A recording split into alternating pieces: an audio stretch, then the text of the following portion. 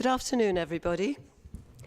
I'm Councillor Tessa Fitzjohn, and I'm your chair for today. I'm also chair of Public Rights of Way and Greens.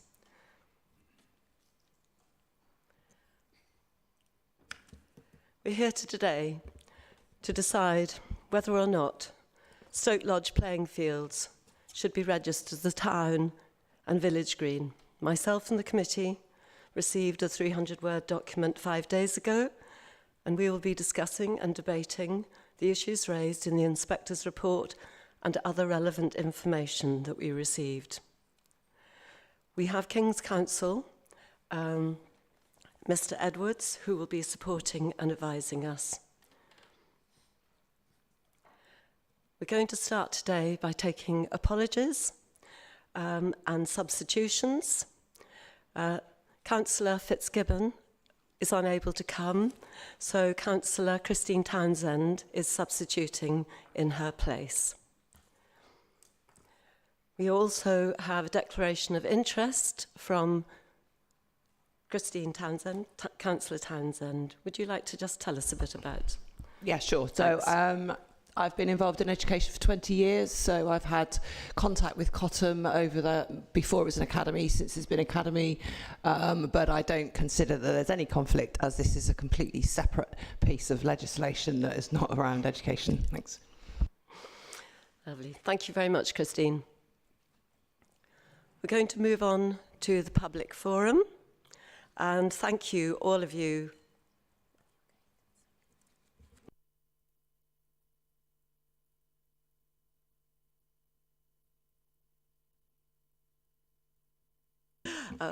Excuse me, I've not done this before, so bear with me.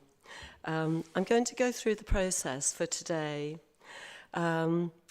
which includes public forum. That will be the next area that we'll be hearing. Sorry, I've got a... Right.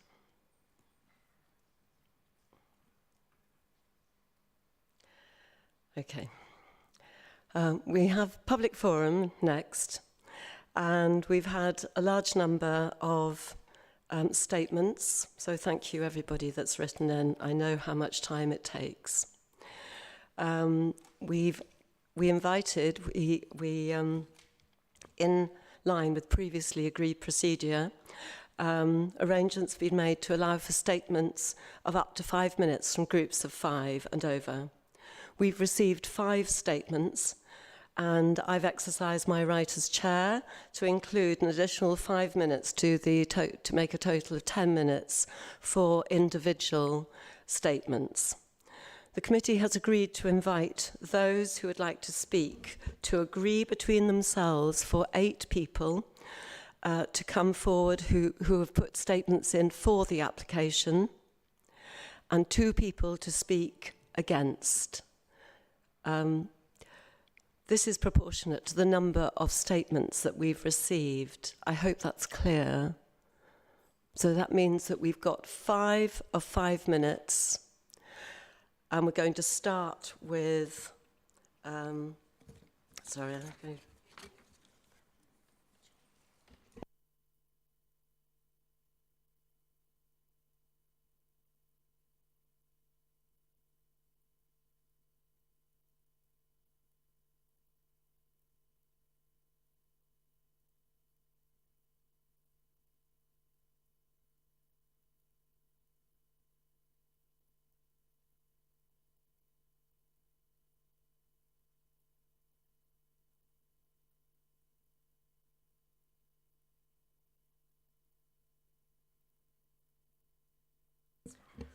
Right.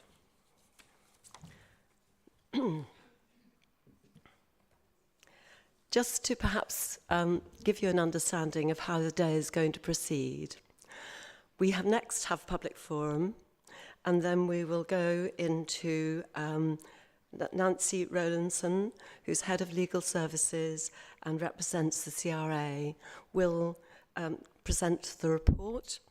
And after Nancy, we've got Mr. Edwards, King's Counsel, who is going to give us a legal overview of the matters we need to consider. at which point we will move into a general discussion where eventually a motion will be put forward and we will take a vote on that. This can be either by the chair or by the committee. Once a vote has been taken, whether it's for or against, the committee will have to decide the reasons for taking that decision. We will be advised by Mr. Edwards on these matters. We'll now move into the public forum. And we've got the 5 groups of 5. And we'd like to start with Emma Burgess and Cathy Wellham. Emma first, and then Cathy Wellham. Thank you. My apologies for being a little bit green on all this. Good afternoon, councillors. 19 years ago, I moved to Seamills and I fell in love with Stoke Lodge. 5 years ago, a neighbour mentioned a meeting that evening. Intrigued, it was about Stoke Lodge. I went along. That was the first time I'd ever heard the phrase TVG. I stood up and suggested using social media. I was sure that, like me, most of our community had no idea and were completely blissfully unaware of the issues. I set up a Facebook group, started doing some research to look into what was going on and how we could work together to resolve it. So many things just didn't make sense to me. This council's health and safety officer looked at the school's risk assessment and said that those risks were overstated. He said the school could simply adopt the same measures that other Bristol schools use. My kids use open public land for PE. Thousands of kids across the UK use public open land for PE. In our city, there are great examples of schools sharing playing fields with the public, including land that has TVG status. Ofsted and the Department for Education have both repeatedly confirmed they do not require playing fields to be fenced, even when attached to a school site. Sadly, Cottam School didn't want to listen to our ideas for sharing Stoke Lodge. Our MP, Darren Jones, wrote after the first meeting he arranged that the school's governor was more focused on power play instead of conciliation. I didn't want to submit a TVG application, but the school gave us no choice. They told us if we didn't shut down our Facebook group, they would build a bigger fence and lock us out forever. So nearly 5 years on, hundreds of thousands of pounds has been wasted in the pockets of lawyers. The inspector refused to allow us a public inquiry as required by your procedures and has ignored huge chunks of our evidence and submissions. Those boxes contain copies of 166 witness statements, and our barrister tells us it's the first time he's ever heard of the statements not even being passed on to the inspector for consideration. The school's governor asked the CRA to kick our applications into the long grass. This was passed on by the CRA to the inspector, and I believe that's precisely what he has done. However, in his final note to you, the inspector admits to his errors, says he may have got it wrong, and it is now in your hands. It is your decision. And it boils down to 2 simple questions. Are 2 signs sufficient to render the use of a 23-acre site as contentious? And am I and many in my community lying when we say we didn't know about a public inquiry? So question 1. The signs, to help bring this to life, here is a visual to scale of the 7-car chip shop car park in Winterburn, which the inspector's recommendation relies on. The car park has 1 gated entrance with 2 very clear signs. Stoke Lodge is 200 times bigger, 30 access points, some of which are really large, and there were 2 confusing signs from a bygone age. I trust Mr. Edwards, KC, will concur that Gadsden and Cousins and Greens, on Commons and Greens, is the authoritative legal textbook on TVGs. And it says, a notice will not be effective unless it should have been seen by the users of the land. If access is available to the land at more than 1 point, and there is only an isolated notice, those entering and exiting the land where there is no notice will not have been prevented from using the land as of right. Question 2, are we lying? Thanks, guys. Are we lying when we say we didn't know about a public inquiry? No, we are not. The inspector said we didn't contest his view and that everybody knew in his report. We pointed to numerous submissions and a 24-page annex of evidence, and he still didn't respond to it. So yet again, he says it's for you to decide. So to help, what does Gadsden and Cousins say?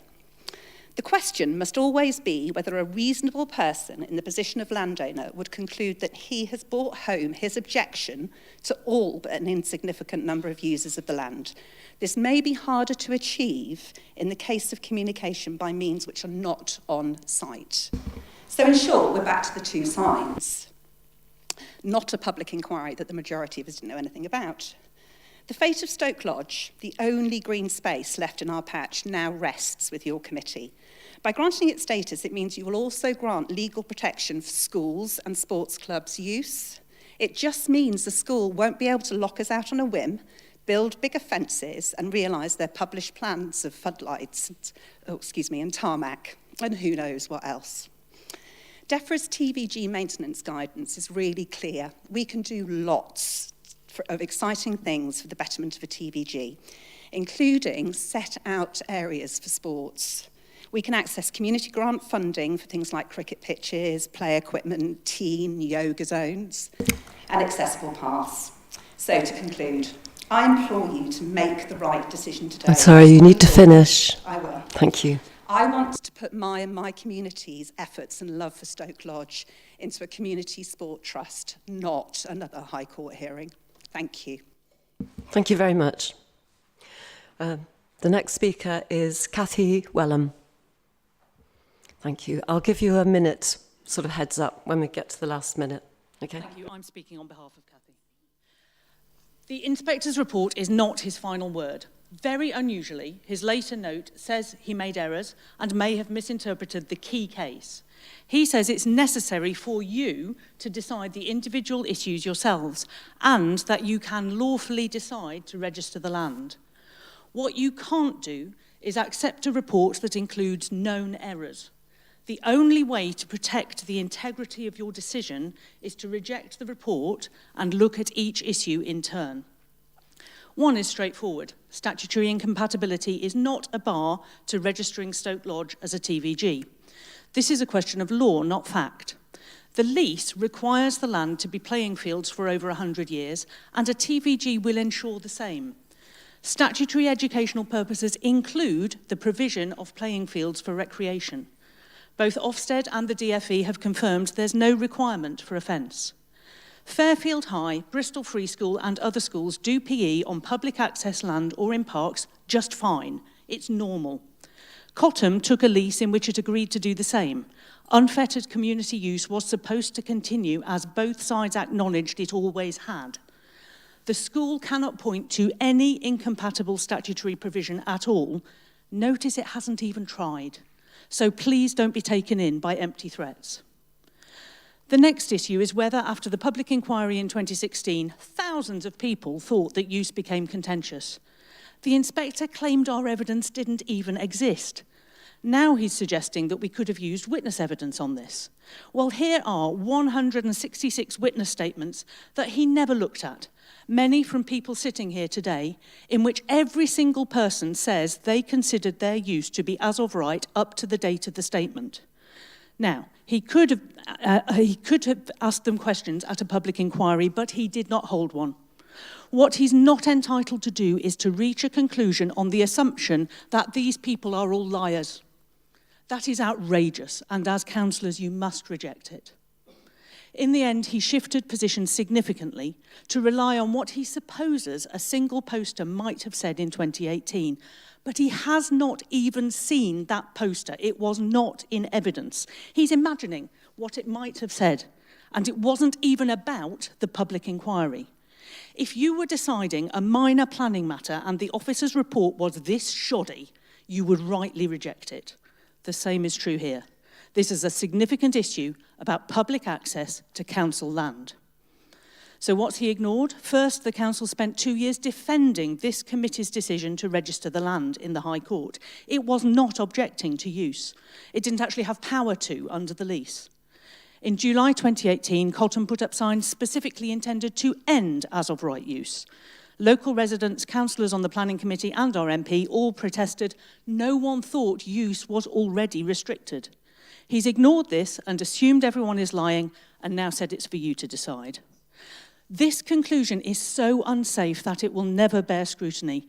You must reject it or trigger further litigation that's not in anyone's interest. And if you had any lingering concern, you can and should consider the Burgess application under section 15.3. So anything in 2018 disappears in a puff of smoke anyway. So the only issue here is the Avon signs. He now admits he may have got Winterburn wrong, and if so, then the land should be registered. The Open Spaces Society agree that he's misinterpreted it. Whether signs are effective depends on the facts in each case. He shouldn't have discounted decades of evidence that there was no continuing objection. The key legal textbook on TVG 1 minute. says, well, I'll skip that quote because Emma's already told it to you then, but I want to put some faces on the lack of access. The mayor has told me twice about his childhood memories of climbing trees at Stoke Lodge. His grandmother used to bring him in, coming in at the top corner of the field. And Don Alexander is on record in the minutes of this committee as using the Chain Road entrance on a daily basis with his son. Never any sign at either entrance. So were Marvin and his grandmother and Don and his son deliberately and repeatedly trespassing, or were they using it as of right? There are few among thousands over decades.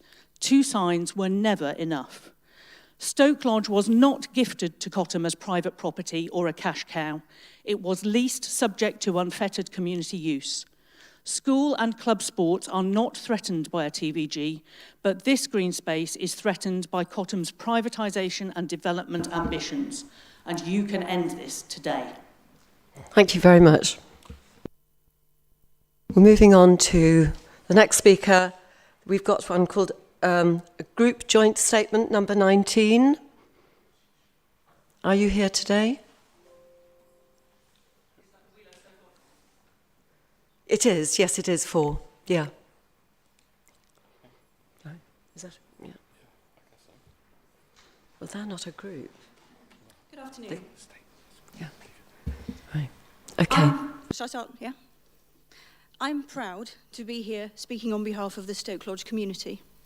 Families who have cherished countless hours enjoying sports and recreational activities there for over 70 years. A number of us have mobility or health issues, and we depend on this vital historic space for our physical and mental well-being. How can the inspector label our use of Stoke Lodge as contentious, claiming we knew our right of access had ended? Like most in our neighbourhood, we were not aware of the public inquiry in 2016, and we had no idea that anyone would suggest it had changed anything about our use of the land, because it didn't. The recent report from the inspector somehow uses the inquiry to substantiate the claim that we knew all about use being contentious, and he went on to use it as a reason to reject these applications. Why weren't we asked? It's clear from the evidence that the council, the school and their legal representatives believed that our as-of-right access had continued. The school put up their own signs, rushing to end our as-of-right access. That's why they did it. And discussions about a landowner statement for Stoke Lodge was held between the school and council.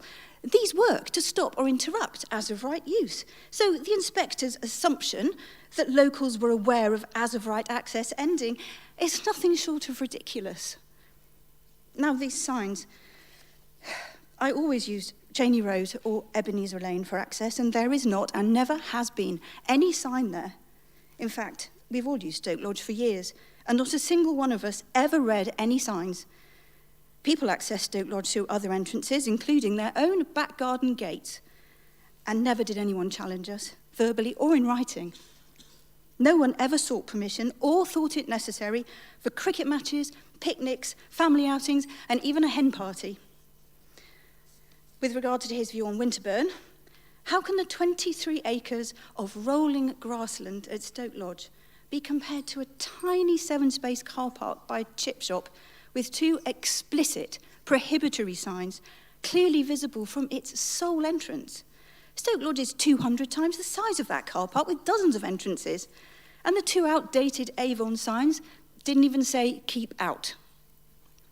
Stoke Lodge often remains empty and locked and unused by the school. They found any excuse to keep us out.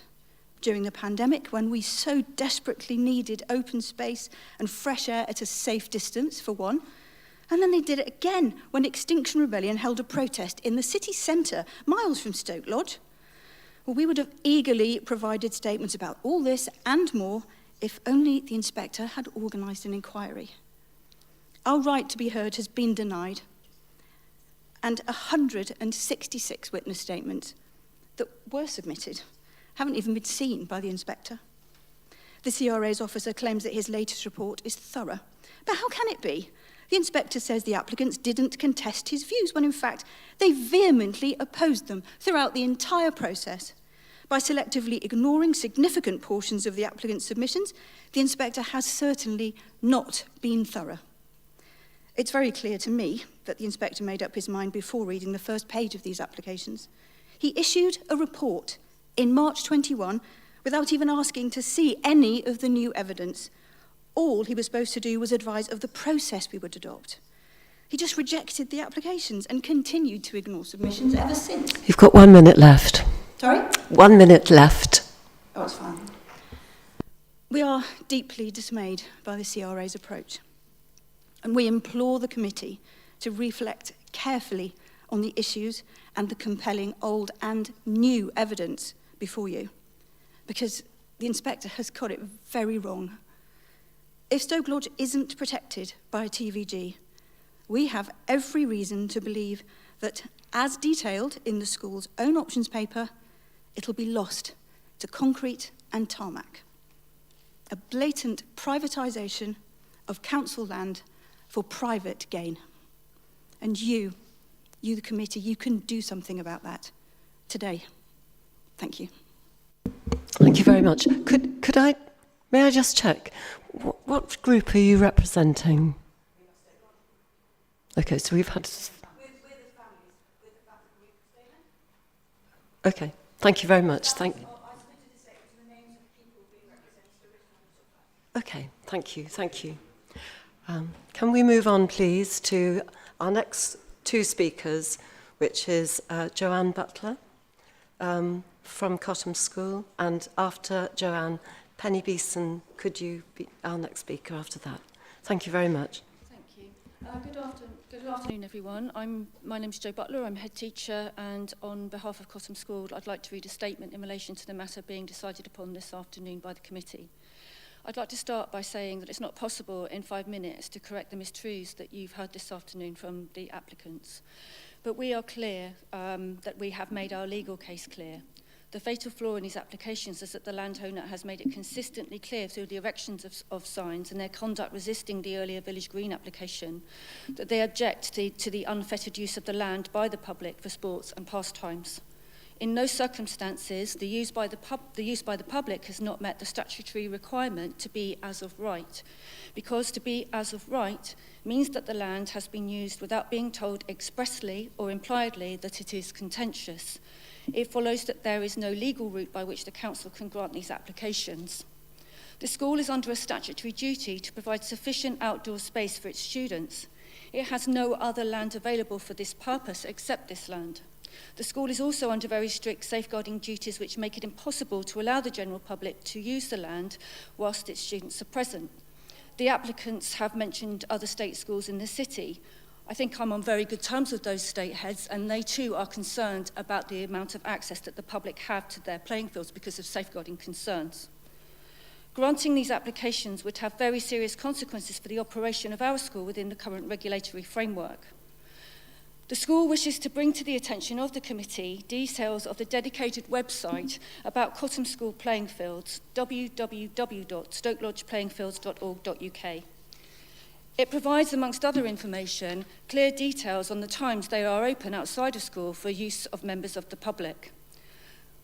What is not possible, however, is for the general public to use the land at any time. What is not possible is for the general public to walk their dogs across our playing field.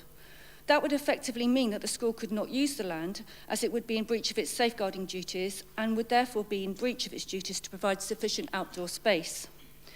Cottam educates in excess of 1,650 children and young people from across Bristol. The school serves areas with very high levels of deprivation. The school pupil base is in DFE Quintile 4. This places our student population in the most deprived in all schools in terms of deprivation.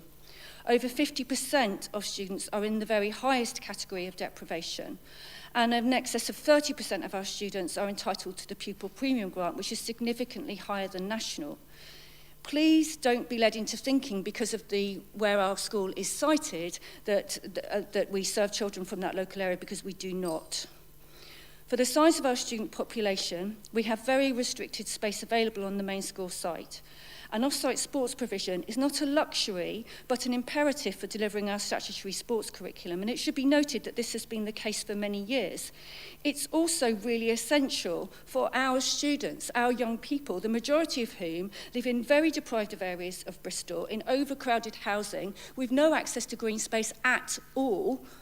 In fact, the only space they have access to is the pavement outside of their homes, or parks that are in a great state of disrepair. I've visited them themselves. It's not great at all. A school's premises comprise all land and all buildings provided for the school, including both permanent and temporary buildings, and significantly in this case, detached playing fields. School premises are not public places, and anyone who enters without the permission of the head teacher is trespassing. Some groups of people, such as parents, have an implied licence to enter school premises at stated times, and it's up to the school to decide what these times are. However, a school's premises is a private place to which the public has no automatic right of entry. Prior to the fence being erected, there was an... You have 1 minute left. Sorry, 1 minute. Yeah. An unacceptable level of risk of the public coming onto the field during school use. Furthermore, security measures must be in place to prevent vulnerable students from leaving the school site without permission, of which we have many. The fence provides for both of these risks. It also provides for the safety of our students when dog walkers do not always properly control their dogs. It protects against dog waste, which is of a particular concern for players and ground staff. A campaign has been led to have our playing field registered as Village Green, which has failed to understand that this would seriously frustrate our ability to use it. Free public access to our premises is clearly incompatible with the school's duties. The school provides an exceptional level of public access to the premises. Our playing field is not parkland. It has been held for educational purposes for many years. The school asked the committee to follow the advice of its officers and reject the applications. This advice has been based on the very detailed consideration by a specialist barrister, independent of the council. You need to finish now. Okay, thank you. Thank you for listening. Thanks. Thank you very much. Can we have our next speaker? Is Joanne Butler. Oh, sorry. Penny Beeson. Apologies. Okay. Hi. Firstly, thank you to the CRA for including us as an official legal party. Our parent group emerged from some of us who had kids at the school over the last decade or so. Many of those kids went through most of their time at Cottam barely being able to use Stoke Lodge, and in fact, some cohorts never got to use it. Some of us were in this council chamber for TVG1 and saw how the councillor for Stoke Bishop used his extra casting vote to reject sound legal advice that Stoke Lodge should not be a TVG. We all know how that ended up in the High Court with an unlawful and erroneous ruling. But here we are, back here again, and fighting to preserve the school's playing fields. We say preserve because despite what the applicants say about their declared benevolence, we've no doubt that registering this education land as a TVG would make it unusable for the school again. It's a repeat of 2014 when the school were driven off by increased dog use and dog mess and people wandering into lessons and even to the changing room. But councillors, your job today is to make a decision based on what is legally relevant. TVG law is complex. That's why the CRA appoints a legal expert, the inspector, to wade through the massive submissions and evidence and to make a recommendation, and why it's brought a KC here today. So where do we fit into this? The answer is evidence for cause célèbre. People knew use of the land was contentious because of all the publicity drummed up. This is the second major ground on which the inspector says the TVG should be rejected. It isn't just about the council signs, and I'm not quite sure why 2 council signs, there were 3. 2 keeps being repeated. And that's why our parent group submitted over 100 pages of evidence showing just this. There were campaign signs and posters all over the place. The inspector specifically refers to our map of them to reinforce his conclusions about cause célèbre. The applicants have tried to explain the signs away and failed, but the inspector labels their attempts, as tendentious. As well as the maps, we supplied loads more evidence, such as petitions, protest picnics, fundraising circulars, including one about how a TVG would put their house prices up, and the Stoke Bishop Councillor's own newsletters about the fight for Stoke Lodge. The TVG applications only need 1 ground to fail on. These applications fail on at least 2, signs and cause célèbre, or people knowing that it was contentious. It may also fail on a 3rd ground, statutory incompatibility, if this goes to High Court. So if you vote for registration against very clear advice, what message does that give to our city? That those who shout the loudest get their pleas of exceptionalism pandered to? That you're willing to go on record for making an unlawful and erroneous decision? And what message does it give our kids who come from every ward across Bristol, who've seen locals deliberately park to block their coaches, had their PE lessons monitored and watched with binoculars, had to sit cold and wet on the bus home because some locals tried everything they could to stop their changing room being refurbished? Sorry, you don't come first in your own school premises. Sorry, you don't belong here. Let's not put the school through that again. Instead, let's concentrate on positive, constructive things. In a growing city, let's look at the opportunities of more kids' sports and holiday clubs to use this as a green space and an outdoor classroom. Let's look how the adult education centre next door could work with the school to solve parking. Let's implement the plan to increase biodiversity on site, drawn up by a founder member of the Bristol Tree Forum. Let's sort an accessible path around the perimeter, but let's do that by working together, not by stealth and trying to undermine the school. Because not being allowed on a playing field for just a few hours 1 minute to go. PE time is hardly a sacrifice, is it? The gates are open most of the time. This isn't Brislington Meadows, Yew Tree Farm, or Western Slopes. Those may well be places to reject official legal advice and hills to die on for the good of our city and as a response to ecological crisis. But this is not. This is a school playing field. So please don't limit the educational opportunities of our city's children for the next 100+ years that remain on the lease. Thank you. Thank you very much. We now move on to the individual statements. If we start with against, do we have 2 individual speakers who would like to speak for Cottam School? Would you like to come forward? We've got 1 minute. Thank you very much. And is there a second person to follow you? You've got you can. Yes. Okay. And your can you give us your name? I'm Nathan Allen. I put a statement in. My statement is obviously on record with the committee. Lovely. Okay. I'd like to take my minute to address the elephant in the room. To be honest, it's patently obvious that the vast majority of people here were aware of TVG1 and its contentious nature. I looked at the list of statements and compared them to witness lists from TVG1. Of the people that have given statements today, 24 of them gave statements to TVG1. One of those is the applicant for TVG3. Of the 24 persons on that list, 7 of them gave evidence to the inquiry, and one of them was actually the applicant for TVG1. This led me to look closer at the application list for TVG2, where I found that 85 witnesses on the original application, only 8 could possibly claim no prior knowledge of the matter being contentious. For Ms. Burgess to say, "Are we all lying?" is disingenuous at best. From my personal experience of the situation at Stoke Lodge, did I think the people in Stoke Bishop generally knew there was an objection to their use, making it contentious? Emma Burgess and Helen Powell entered the arena in May 2018, which is within the claimed period. Their immediate position was to contend the school's stated plans. Thank you very much. Publicly and vociferously. How can they now possibly claim they didn't know their use was contentious? Thank you. And can you give us your name? Thank you. Good afternoon. I'm Sandra Fryer, the Chair of Governors of Cottam School. I would like to thank you all for holding this committee meeting this afternoon and to welcome the recommendations that are included. You've heard from Joe Butler. Sorry, because the school's already made a statement, we've said that anybody from the parties couldn't then also make a statement, and the same applies to the other parties as well. I'm sorry. We didn't understand that there were 2 opportunities for the school to speak against, whereas the community's got 8. We were not advised of that before this meeting. So if I can just clarify, sorry.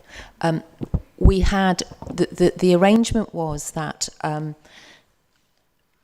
parties and any groups of over 5 could make one statement for 5 minutes, but then any other member of that party or that group could not then make an individual statement, which then meant that more members of the public who weren't part of the parties or the groups could then have their say. So what the chair did is extended the public forum for individual statements by 5 minutes to allow for 10 minutes for people who weren't part of those parties or the group that spoke and We Love Stoke Lodge to be able to put their statements forward. That's fine, but we were not advised of the 8 and 2 before the meeting. But that's fine. So no, that's only because we had to wait and see who was here before we could actually give that opportunity to members of the public. But any other member of the public is certainly able to make a statement.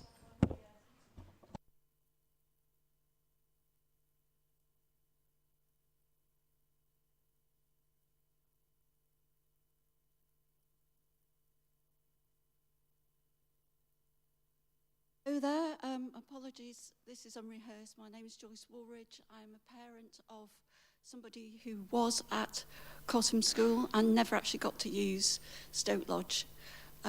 What I would like to say is I would like to reinforce the cause célèbre angle.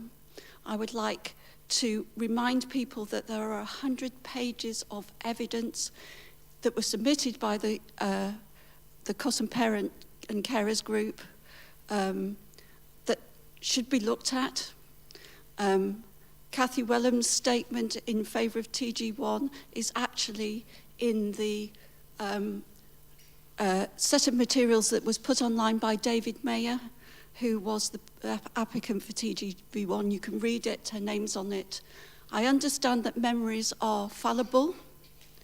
I understand that people don't always remember the petitions they signed, the picnics they went to, the financial sums that they contributed to appeals, and also the objections that they put in to the school's various applications. And sorry. I'm sorry, you're over the minute. Right, I'm prepared to stop now. Thank you very much. Thank you. Sorry, I just wanted to clarify that the reason the chair exercised her discretion to say 8 members of the public for and 2 against was that was proportionate to the number and type of public forum that had been received. So we had 73, I think, statements for and 12 against. So that's why the chair felt it was a fair and proportionate way of dealing with presentation of statements.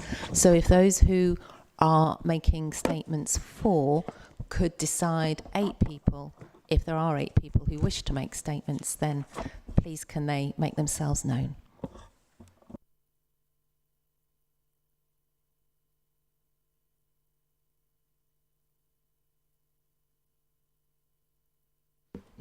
Thank you. Well, perhaps, obviously, people need a bit of time to talk amongst themselves and figure that out. So while they're doing that, perhaps I could make a start. You've got 1 minute, Steve. 1 minute, no problem.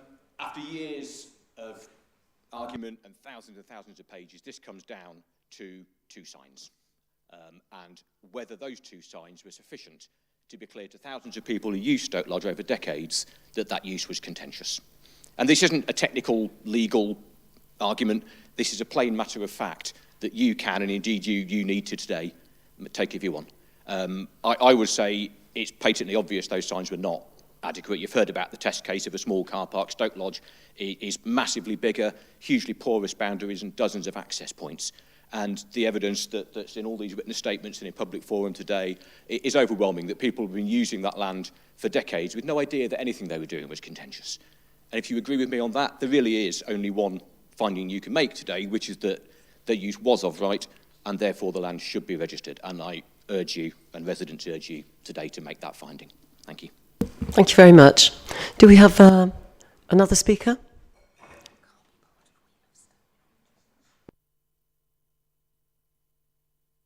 I'm sorry, it can't be part of Save Stoke Lodge. So is there anybody else who... No, okay.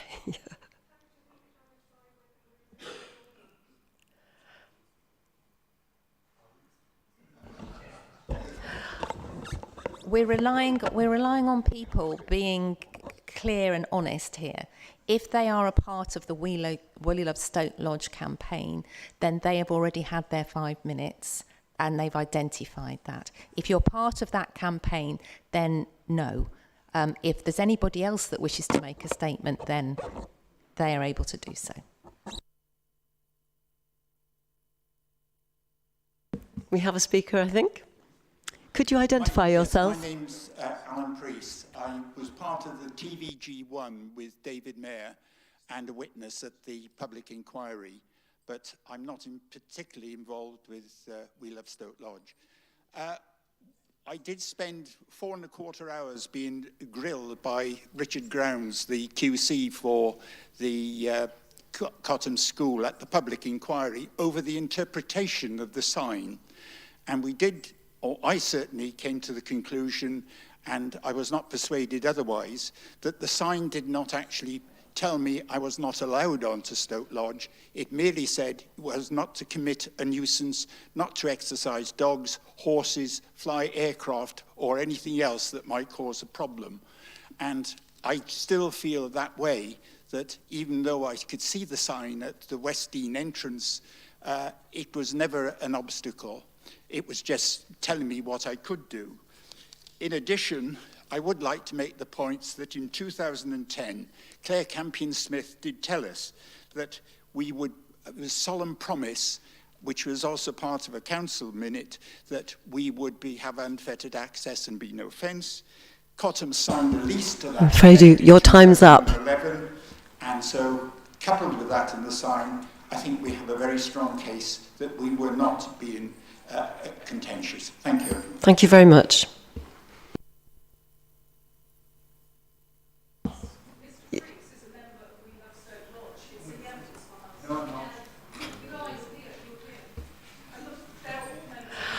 I would agree. It's as the chair. Sorry. Thank you, everybody, for your tolerance. I agree. It's probably a fine line. You're all neighbours. You're all communities. Perhaps if we just run with this one, and we'll try and, manage it. Thank you. Would you like to go ahead? A name, please. Sorry. My name is Jen Smith. I'm not a member. Just want to say Cottam School is allowed to do what it likes in Bristol, where it likes and to whom it likes, with no accountability for the way it behaves and the number of lives it ruins. I submit my statement as a parent who had the misfortune of having a child on roll at Cottam. I found the school's PR campaign regarding poor deprived kids in central Bristol with no access to safe outdoor space offensive and distasteful, and this forum is the basis of the head statement.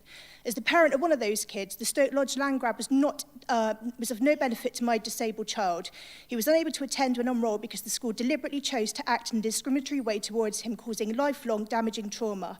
If fencing Stoke Lodge was not to benefit a child this vulnerable, then the whole thing is a farce. I have huge sympathy with Stoke Lodgers because I know how unfair the fight is and how rigged the game has been. Having been embroiled in my own legal action against this manipulative school, they are not to be trusted one bit. There are no lengths to which this school will go to get what they want, to silence those who oppose it and to use dishonesty, fabrication and false narrative. The school's obsession with this land is one of power and control. Let this land be granted TVG status and don't become further pawns. Your time is up now. Ongoing game of chess against the whole of Bristol. Thank you. Thank you very much.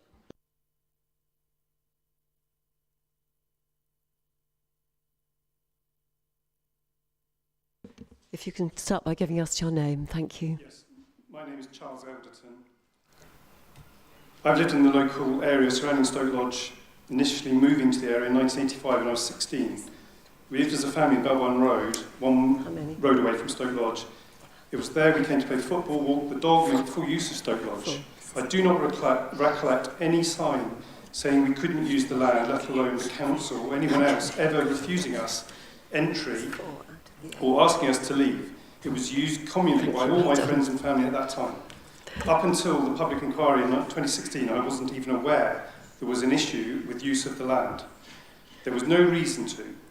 Even then, it made no difference to how I would use the land, still walking a dog, playing football and rugby with the children on Stoke Lodge right up until the fence went up. I'm also chair of the 43rd Bristol Scout Group, based locally to Stoke Lodge. For many years, both before and after the public inquiry, the group has used Stoke Lodge as a right, as a safe place to take beavers, cubs and scouts to learn new skills, run around and have fun. Stoke Lodge is an important piece of land. Your time is up. By all in the community for the future generations to come. Please grant TVG status. Thank you. Thank you very much. Do we have another speaker? No. Should we move on? Do we move on? No, I can see it was confusing, and we were just trying to find a fair and kind of simple way without contacting you all before the meeting. Thank you. We'll move forward now. I'm going to take a quick break for you to meet the committee and to meet the people involved who are sitting around you. So if we could start with councillors. John, would you like to start and tell us a bit about yourself? And yeah. So I'm John Glanders, councillor for Stoke Bishop, not to be confused with any previous member of Prow, because this is the first time I've heard this. I think you're referring to a previous councillor who's now alderman of the city.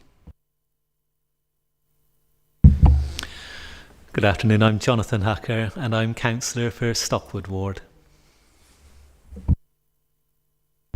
Afternoon everyone, Councillor Andrew Varney, I'm a councillor for Brislington West and I've been on this committee since 2021. Thank you. I'm Councillor Christine Townsend. I represent Southfield Ward and I am substituting for Councillor Gibbons, who can't be here today. Hello everybody, I'm Councillor Jude English. I'm Councillor for Ashley Ward and I've been on the committee the same length of time as Andrew, 21. So we are new to this whole thing, although we've read the hundreds and hundreds of pages of stuff. I just want to let people know that it's been a long haul for the whole of the committee. Hi, I'm Councillor Philippa Hume representing Horfield Ward and I've also been on the committee for 2 years. Thank you. Hello, I'm Councillor Tim Rippington and I represent Brislington East Ward. I've been on the committee just the same length of time as these two and Andrew, 2021. Hello, I'm Councillor Chris Jackson for Philwood Ward. I'm back on this committee this is my first meeting this year, but I was on the committee in 2016 when the original decision was made. Thank you. Thank you very much, committee, and thank you for all your hard work. It's been, yes, quite a long, lots to read over the last few days.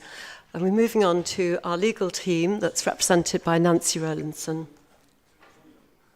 Yes, go on then.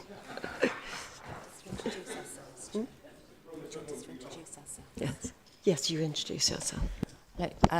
My name's Nancy Rollison. I'm advising the committee in matters of procedure. I'm the head of legal services at Bristol City Council, and I'm also presenting the report today on behalf of the Commons Registration Authority. Yes, thank you. Good afternoon, Chair, members of the committee. My name is Douglas Edwards. I'm a barrister and King's Counsel in independent practice, and the areas of law in which I practice includes the law relating to town and village greens. I've been instructed to attend the committee this afternoon by the Commons Registration Authority to assist the committee with any questions which may arise concerning the law as it applies to the applications and the committee's consideration of them. Good afternoon, my name's Tom Dunstan. I'm a solicitor in legal services and also been acting for the CRA.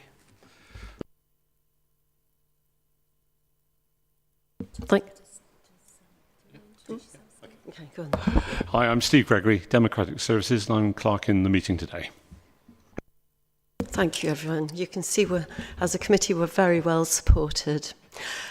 Just to say that all the statements will be going up onto the website, Bristol City Council website, but also they have all been read by the committee. It's been a long weekend, I think, for many people. But we thank you for your hard work as well, because we are in a kind of team, really.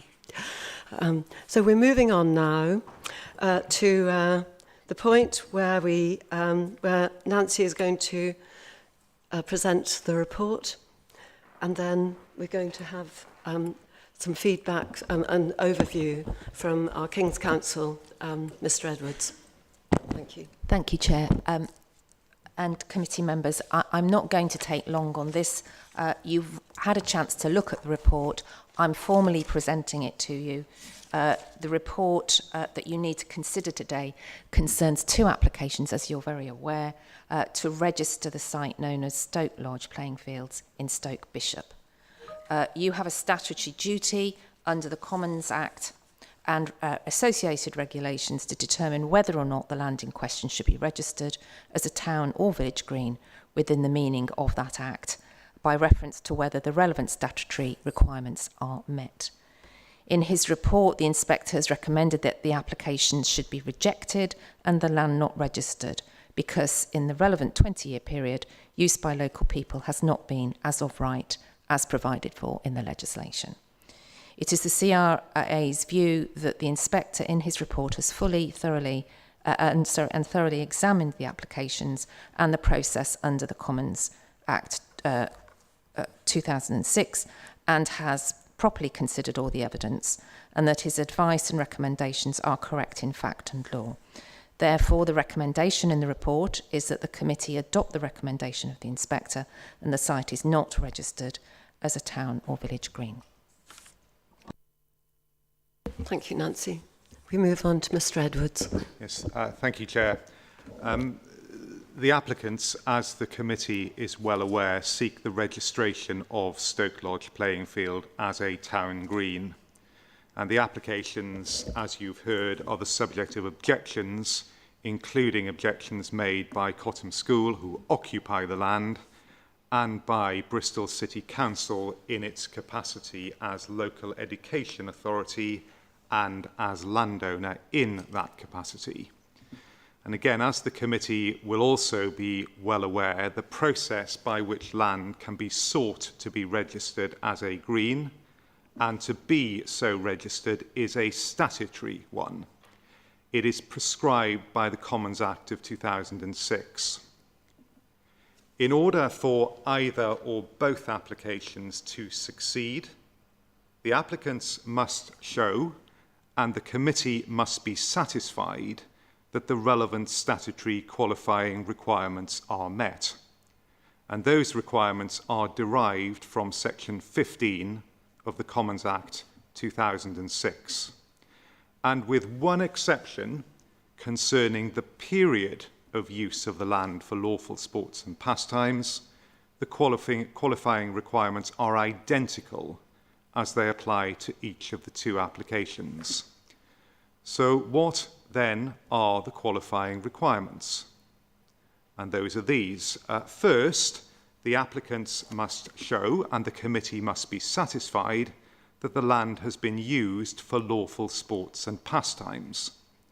And sports and pastimes are essentially recreational activities, and in the modern world, that includes walking, dog walking, the taking of exercise, and children's play. Secondly, in the context of these applications, the applicants must show, and the committee must be satisfied, that the use of the land for lawful sports and pastimes has been by a significant number of the inhabitants of a neighbourhood. Now, a neighbourhood, as that term is used in the Commons legislation, is a flexible concept, but in essence, it means an area which is sufficiently recognisable and identifiable as such. And areas such as housing estates may, in principle, be neighbourhoods. And what is meant by use by a significant number of inhabitants means essentially that there is community use by those who live in the neighbourhood rather than occasional use. And whether there is such significant use is a matter of impression and judgment for the decision maker. Thirdly, the applicants must show, and the committee must be satisfied, that the use of the land for lawful sports and pastimes was as of right. Now, as of right is a legal term, and it means use without force, without secrecy, or without permission. And use by force in this context does not require the use of physical force. Use which has been made contentious by a landowner may be forcible use. So, for example, where a landowner has put up a fence or a notice which indicates that he or she opposes the use of the land by the local community, then this may be sufficient to render any continued use of the land for lawful sports and pastimes forcible or contentious, and therefore not as of right. And fourthly, the use of land which meets the first three of those requirements must be shown by the applicant to the satisfaction of the decision maker, committee, to have continued for a period of not less than 20 years. And in the case of Ms Burge's application, that 20-year period is the 20 years ending on the 13th of September 2018. And in the case of Ms Welland's application, it's the 20-year period ending on the 24th of July 2018, that being the date on which the school erected some further notices on the land. Now, it is the responsibility of the applicants to show that all and each of the qualifying requirements are met. The burden of proof rests firmly on them, and the standard of proof is the balance of probabilities. Thus, the committee, as decision maker, must be satisfied on the balance of probabilities that each of the requirements has been shown to be met.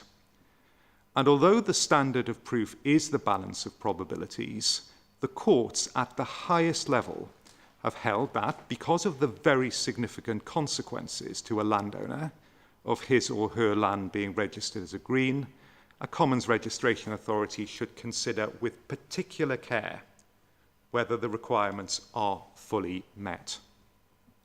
Now, a further point arises in respect of the current applications, and that concerns what is referred to technically as statutory incompatibility. And in summary, at a very high level, the courts have held that where land is held by a body exercising statutory functions and is held for the purposes of the discharge of the duties and powers conferred on that body, where its registration as a green would conflict with the exercise of those powers and duties, it cannot, in principle, be registered as a green.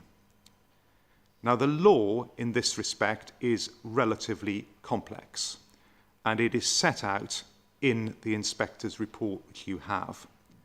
The inspector did not accept that, whilst the land was in the possession of Cottam School as an academy, that statutory incompatibility was engaged, and he did not recommend that the applications be rejected on that basis. The position would, he said, have been different had the land been in the possession of and used for the purposes of a maintained school under the responsibility of the local education authority, but that was not the case for at least part, if not the whole, of the qualifying periods. Now, I turn then to what is not relevant to the applications and your determination of them. What is not relevant is whether or not continued public access to Stoke Lodge playing field is a good thing or a bad thing, and whether or not such access should be allowed. What is not relevant is the appropriateness of the school and the City Council as landowners' management of the land, including in respect of the erection of fences. Now, you've heard this afternoon some representations, some passionately expressed, about whether the land should or should not be accessible to the public. The merit of the school's or the City Council's policy and practice on access to school playing fields generally, and these playing fields in particular, is irrelevant. Such matters are for other processes, and they are wholly outside the range of considerations which this committee is entitled to address. And if members allow themselves to be influenced by these matters in reaching their determination on the applications, they would, put bluntly, be acting unlawfully. The committee is, in substance, discharging a quasi-judicial function. It must determine the application by reference to the facts and the law as it applies to the qualifying requirements, nothing more and nothing less. Attempts to secure the registration of Stoke Lodge playing field as a town green has a long and involved history. This is all recited in the inspector's report at paragraphs 9 to 28.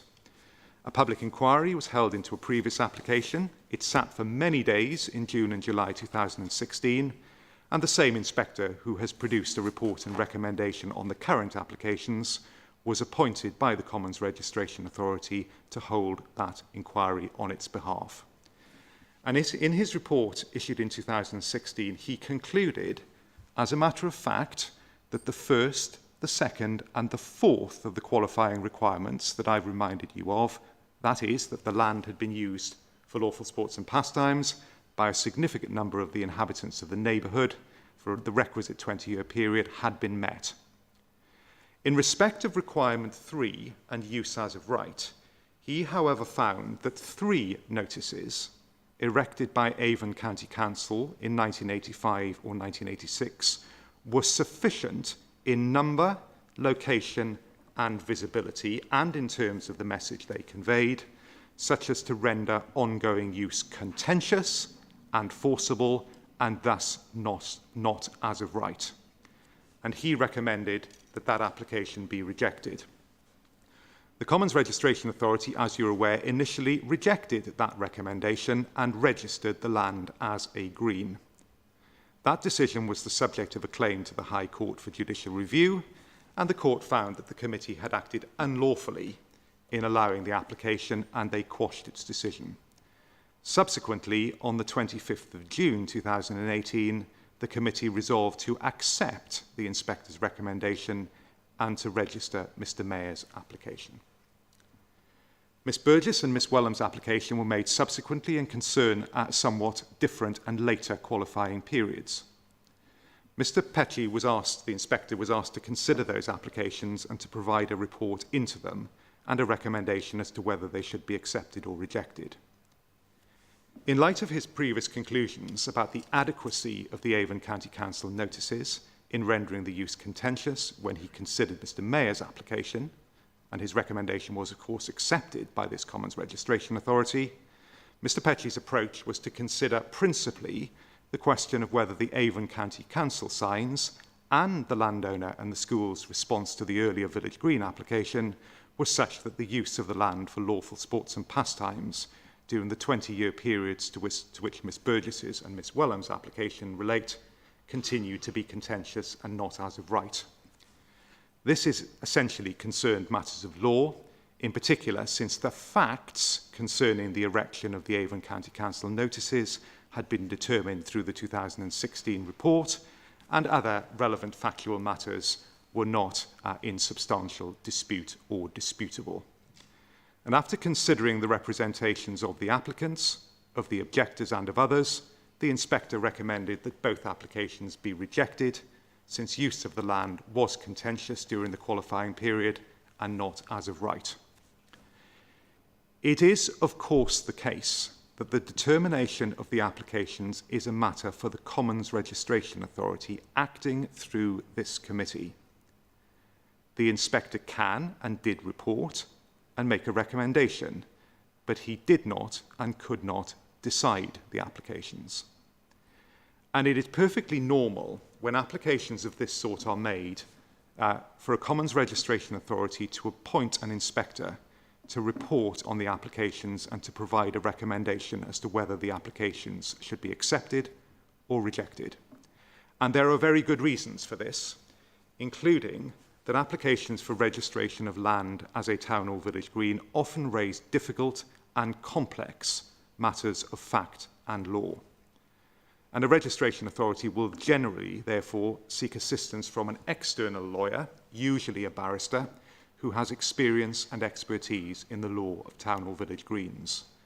And Philip Petchy is such a barrister and has very considerable experience in this area of law. As such, the committee is entitled to, and should, attach considerable weight and importance to the advice given by and the recommendation of its inspector.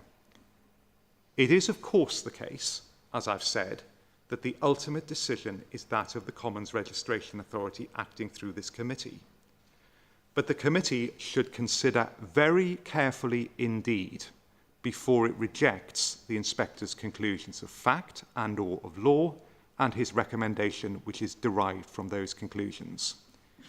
If the committee is minded to do so, it will need to set out clear and legally correct reasons as to why it considers the inspector's conclusions are wrong, as objectors are entitled, and indeed others, are entitled to understand why those conclusions and the inspector's recommendation has been rejected, and to seek legal advice accordingly. Finally, it is the case that the inspector did not consider that a further public inquiry was necessary for the purposes of his consideration of and for your determination of the current applications. A lengthy public inquiry was held in 2016 and factual conclusions were reached. The matters of law addressed by the inspector in his most recent report on these applications are, if accepted, dispositive of the current applications, and he considered and concluded that there were no further issues of fact that required another public inquiry to be held. And given those matters and the inspector's conclusions, it was not necessary for a further public inquiry to be held for the purposes of determining these applications, and it was not unreasonable or unlawful for the Commons Registration Authority not to have done so. And any suggestions made to this committee to the contrary are, I advise, not sound in law. I hope that is a helpful encapsulation of the legal process to assist you in your consideration of the applications.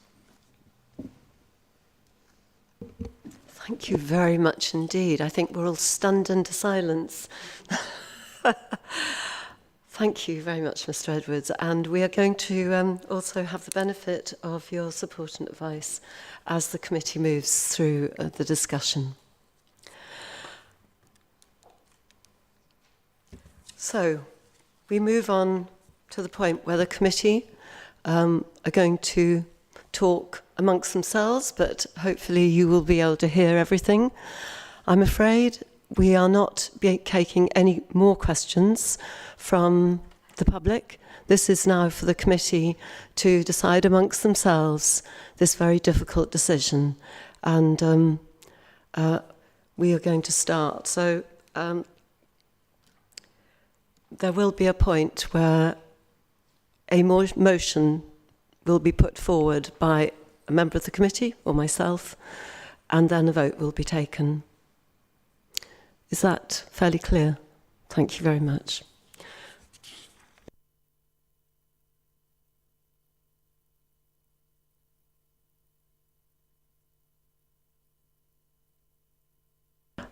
I just have I have a few comments. I showed my earlier ones to Nancy, and she said they weren't relevant. And I think it's just listening to Mr. Edwards' long summary of the legal possession. It is quite hard to know what's relevant and not relevant, which is why we need our legal team and Mr. Edwards here. So this has been a very, very long-running application. I'm quite a recent councillor, and even I'm aware of it, and I live in South Bristol. There have been very strong feelings on either side. That comes through on all the statements that we've read. And we are asking, I'm asking this committee and obviously myself to give careful scrutiny to the inspector's report and the associated text that make up the 300-page document. As ward councillors, we represent our residents, but we are also lay people. None of us have a legal background. So we bring with us our desire to do the very best for all the people involved in this debate and also for the City of Bristol. That is what we've been elected to do. So I think we start now. Thank you very much. Okay. John, would you like to kick us off? Thank you. Chair. They say fools rush in where angels fear to tread. So I'll give it a go because it is very complex. 284 pages of the inspector's report, appendices, addenda. It's very tricky to wade through it. I'm very grateful to Mr. Edwards, actually, KC, who has said actually fundamentally we're down to one thing, and is the use of the land contentious or not? I was going to try and have a stab at statutory incompatibility, but I'm glad you've let me off the hook, and I won't try and look at the cases. I won't talk about TW Logistics and Essex County Council and Lancashire County Council or anything like that. So we're left with one hurdle, and that is, was the use of the land contentious or not contentious? Was it as of right? Now, it's a hell of a lot of reading, and on page 79 of our bundle of papers, if anybody wants to follow it in all the papers, in May 2013, the inspector issued a report recommending that Stoke Lodge playing fields should be registered as a TVG. He didn't think at the time that the signs were an issue, and he wrote, there were only 2 of these signs to cover the whole of the site, and in particular, there was not a sign at the Cheney Road entrance. Some users would not have seen any sign. There is thus an outstanding issue as to whether the landowner put up sufficient signs. I think that it is difficult to argue that use of the application site has been contentious. Now, the inspector's changed his mind, obviously, and in this report, he says the signs were sufficient to render use contentious.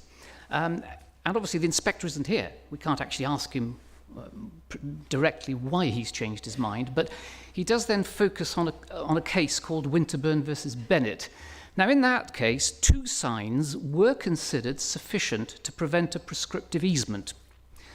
And the inspector says that decision can be applied to this particular case before us.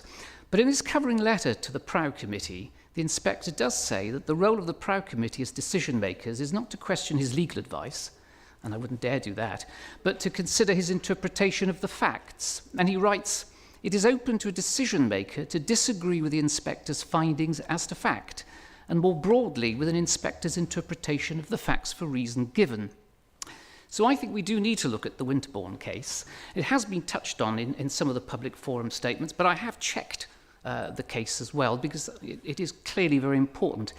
The case relates to a small car park, 7 car parking spaces. It belonged to a private members club, and the club was a little bit cross that it was being used by the customers of a fish and chip shop. Now, the fish and chip shop customers were probably only popping in for a few minutes. They weren't parking for very long, but nevertheless, they were entering that car park, which had a very clear sign saying for the use of club patrons only, and there was a second sign further in. Now, that particular car park is a lot smaller than the Stoke Lodge playing fields. Stoke Lodge playing fields are 200 times the size of that car park. If you're a mathematical geek, and I'm not, you would say we need 400 signs at Stoke Lodge to be effective. But I'm not a mathematical geek. I'm a very simple person, very simple, humble person. And for me, it's about common sense. There are 14 public entrances to the Stoke Lodge playing fields. If the council was serious about keeping people off this site, then there should have been at least 14 signs. Now, there's a whole host of private entry points as well, but I'll park the private entry points, if I may, because that just makes life a bit complicated. Now, I have sense-checked what I'm saying, because sometimes, I do want to make sure that what I'm saying has some merit of common sense. And I've looked at websites of various law firms. If you go into Google, and if you've got your machines here, you can do it, and if you put that I am a property developer and I want to stop a TVG, you'll find lots of advice from lots of websites. And whether you're looking at London magic circle firms, or whether you're looking at large regional firms, or indeed medium-sized West Country solicitors, they all follow a certain pattern in the advice to the landowner who is serious about stopping a TVG. And here's a sort of phrase that they use, and I think some of them use the same website designers because some of the phrases were almost the same word for word. The location, size and number of warning signs must be adequate to ensure that a reasonable person would know what area of land they apply to. And for the signs to be effective, they must be sufficient to make the position clear to those using the land. This will be a question of fact, something we have to decide on. Now, there's one West Country firm, and I'm not going to advertise them because that would be a bit naughty at this sort of meeting, but it has a really good website. So if anybody is a landowner or property developer, I could pass on their details. They're a bit firmer. They go belt and braces in terms of the advice they offer. They actually say that what you should do is physically restrict access by the public. Sturdy fencing should be erected and any gaps stopped up. You've got to be serious about it. They also say that consideration should be given to placing an advertisement in the local parish newsletter to ensure that it is abundantly clear that the use of the land by members of the public is not permitted. And then the last one, signage should be placed on all gateways stating that access is not permitted by members of the public. Now that last point does seem like common sense to me. It's not about the number of signs per acre, but ensuring all users are aware by placing a warning sign at every access point. That didn't happen at Stoke Lodge, and hence my inclination, and I'm warming to the idea that use was non-contentious. It was as of right and not unlawful. John, may I thank... I was going to say... That's probably it. There is a bit of confusion about the signage, and I'll just read out what the inspector... Go on. Because we've got two people waiting because to the speak. inspector did say in this is page 79 of his report that there were two Avon County Council signs. There's a third sign, Bristol City sign is more recent. This is the inspector writing. The Bristol City sign is more recent, and I would judge that most users of the site would not have seen it, not entering the application site via the Learning Centre. There is in any event a factual dispute about that sign. I'll come to a conclusion. I've spoken a lot. I'm going to... Thank you. No, very, very interesting. Can we have Philippa and then Jude? Thank you. I've just got a question, please, for Mr. Edwards. I just want to be absolutely certain in my own mind, and I think I do know the answer, I want to be absolutely certain, that the statutory duty of a school and the desirability of a school to provide outdoor space, sports, and safe sports provision is actually not relevant to this determination today. That is correct. Thank you. That was nice and quick. Jude? Okay, I've got another question for Douglas. Actually, it also relates to something that Tom showed us earlier, which I thought I'd made a note of, the piece of paper with the signage, you know, the original signage from 1984, which you've managed to track down. So if you can correct me if I get it wrong. But the question is about the signage and also what people may or may not at that point have understood that to mean. Because I read the signage that you showed us that said something along the lines of, you know, don't trespass here and don't cause a nuisance. Now, trespass has kind of two meanings as well, doesn't it? Do not trespass against me and do not trespass on my property.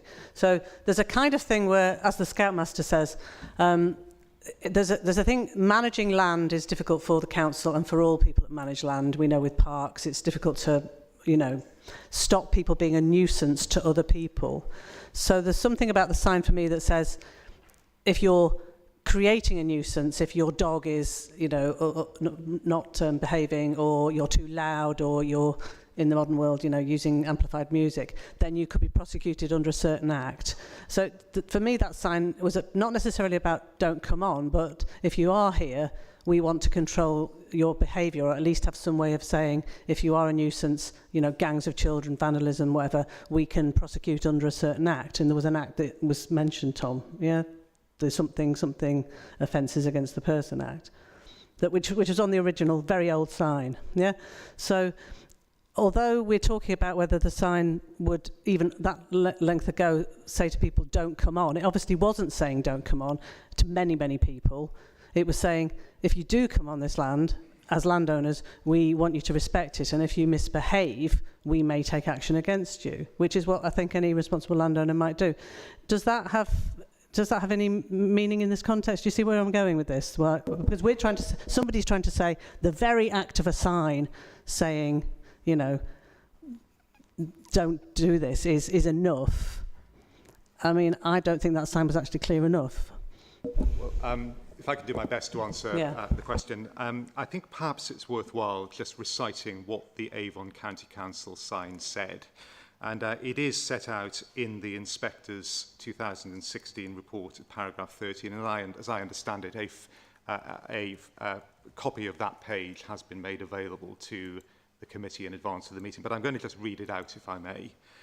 It begins in capitals: members of the public are warned not to trespass on this playing field. It then continues in lowercase: in particular, the exercising of dogs or horses, flying model aircraft, parking vehicles, or the use of motorcycles, and the carrying on of any other activity which causes or permits nuisance or disturbance to the annoyance of persons lawfully using the playing field will render the offender liable to prosecution for an offence under Section 40 of the Local Government Miscellaneous Provisions Act 1982.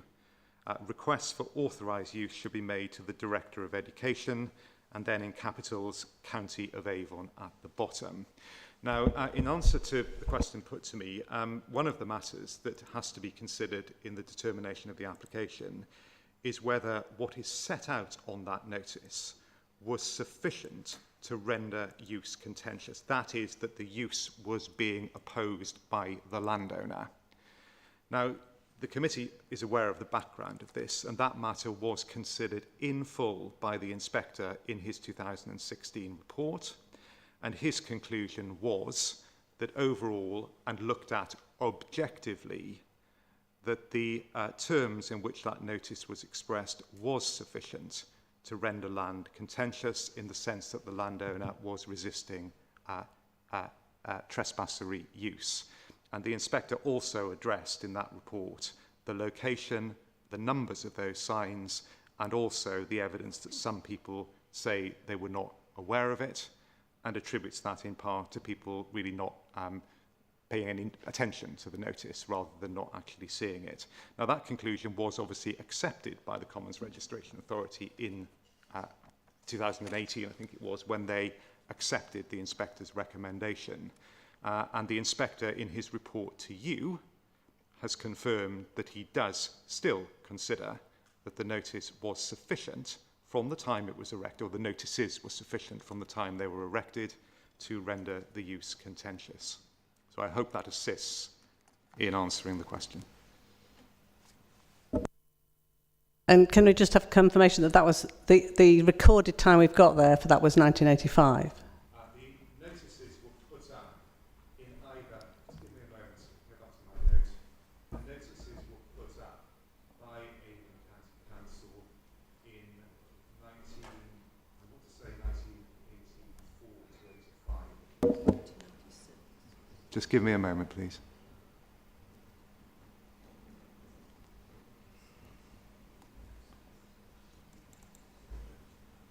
Yeah, forgive me, 1985 or 1986. So just carry on then. So, but on that same sign it said, that was the Director of Education, it said, but, you know, lawful access is allowed. So there was something in there that said lawful access is allowed. And from what we've heard from people who've been speaking today, is that at that time, people were considering that lawful access included walking dogs, having picnics, doing this, that and the other. Do we have any record of people making applications to the Director of Education for picnics and things like that? Well, in answer to your last point, I'm not aware of any evidence before the committee about people making a request. As I've indicated, the notice says in the last sentence, requests for authorised use should be made to the Director of Education. Yeah, okay, thanks. And just to be clear, the approach in summary that the inspector took in his 2016 report, conclusion accepted by Commons Registration Authority, is that the primary words essentially are the opening words: members of the public are warned not to trespass on this playing field, and then it says in particular, Mm-hmm. to the exercising of the dog. And effectively, what the inspector says is that in particular is without prejudice to the general instruction saying the public are warned not to trespass. Okay. And just so the committee are aware, in terms of their approach to this notice, there are two important matters to bear in mind. First of all, you have to construe the notice objectively.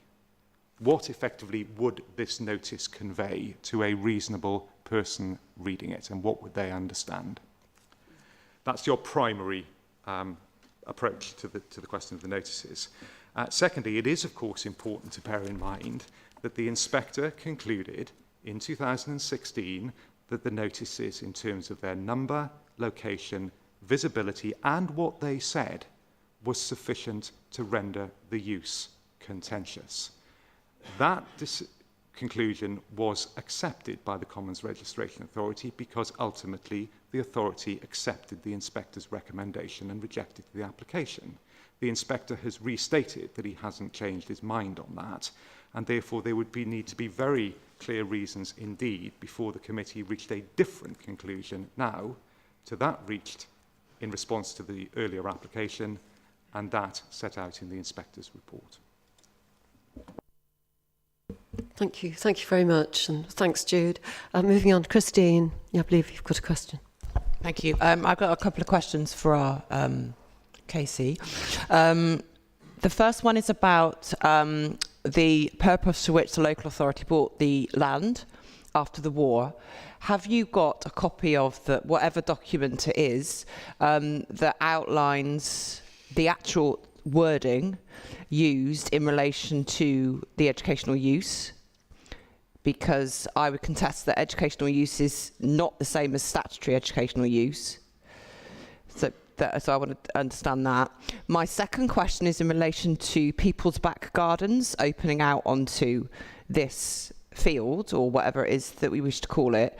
I'm just interested in because the inspector doesn't seem to comment at all on that access for those residents, and whether they would be considered to be members of the public, or whether there is a legal distinction between the public and people who own properties that open onto that bit of land.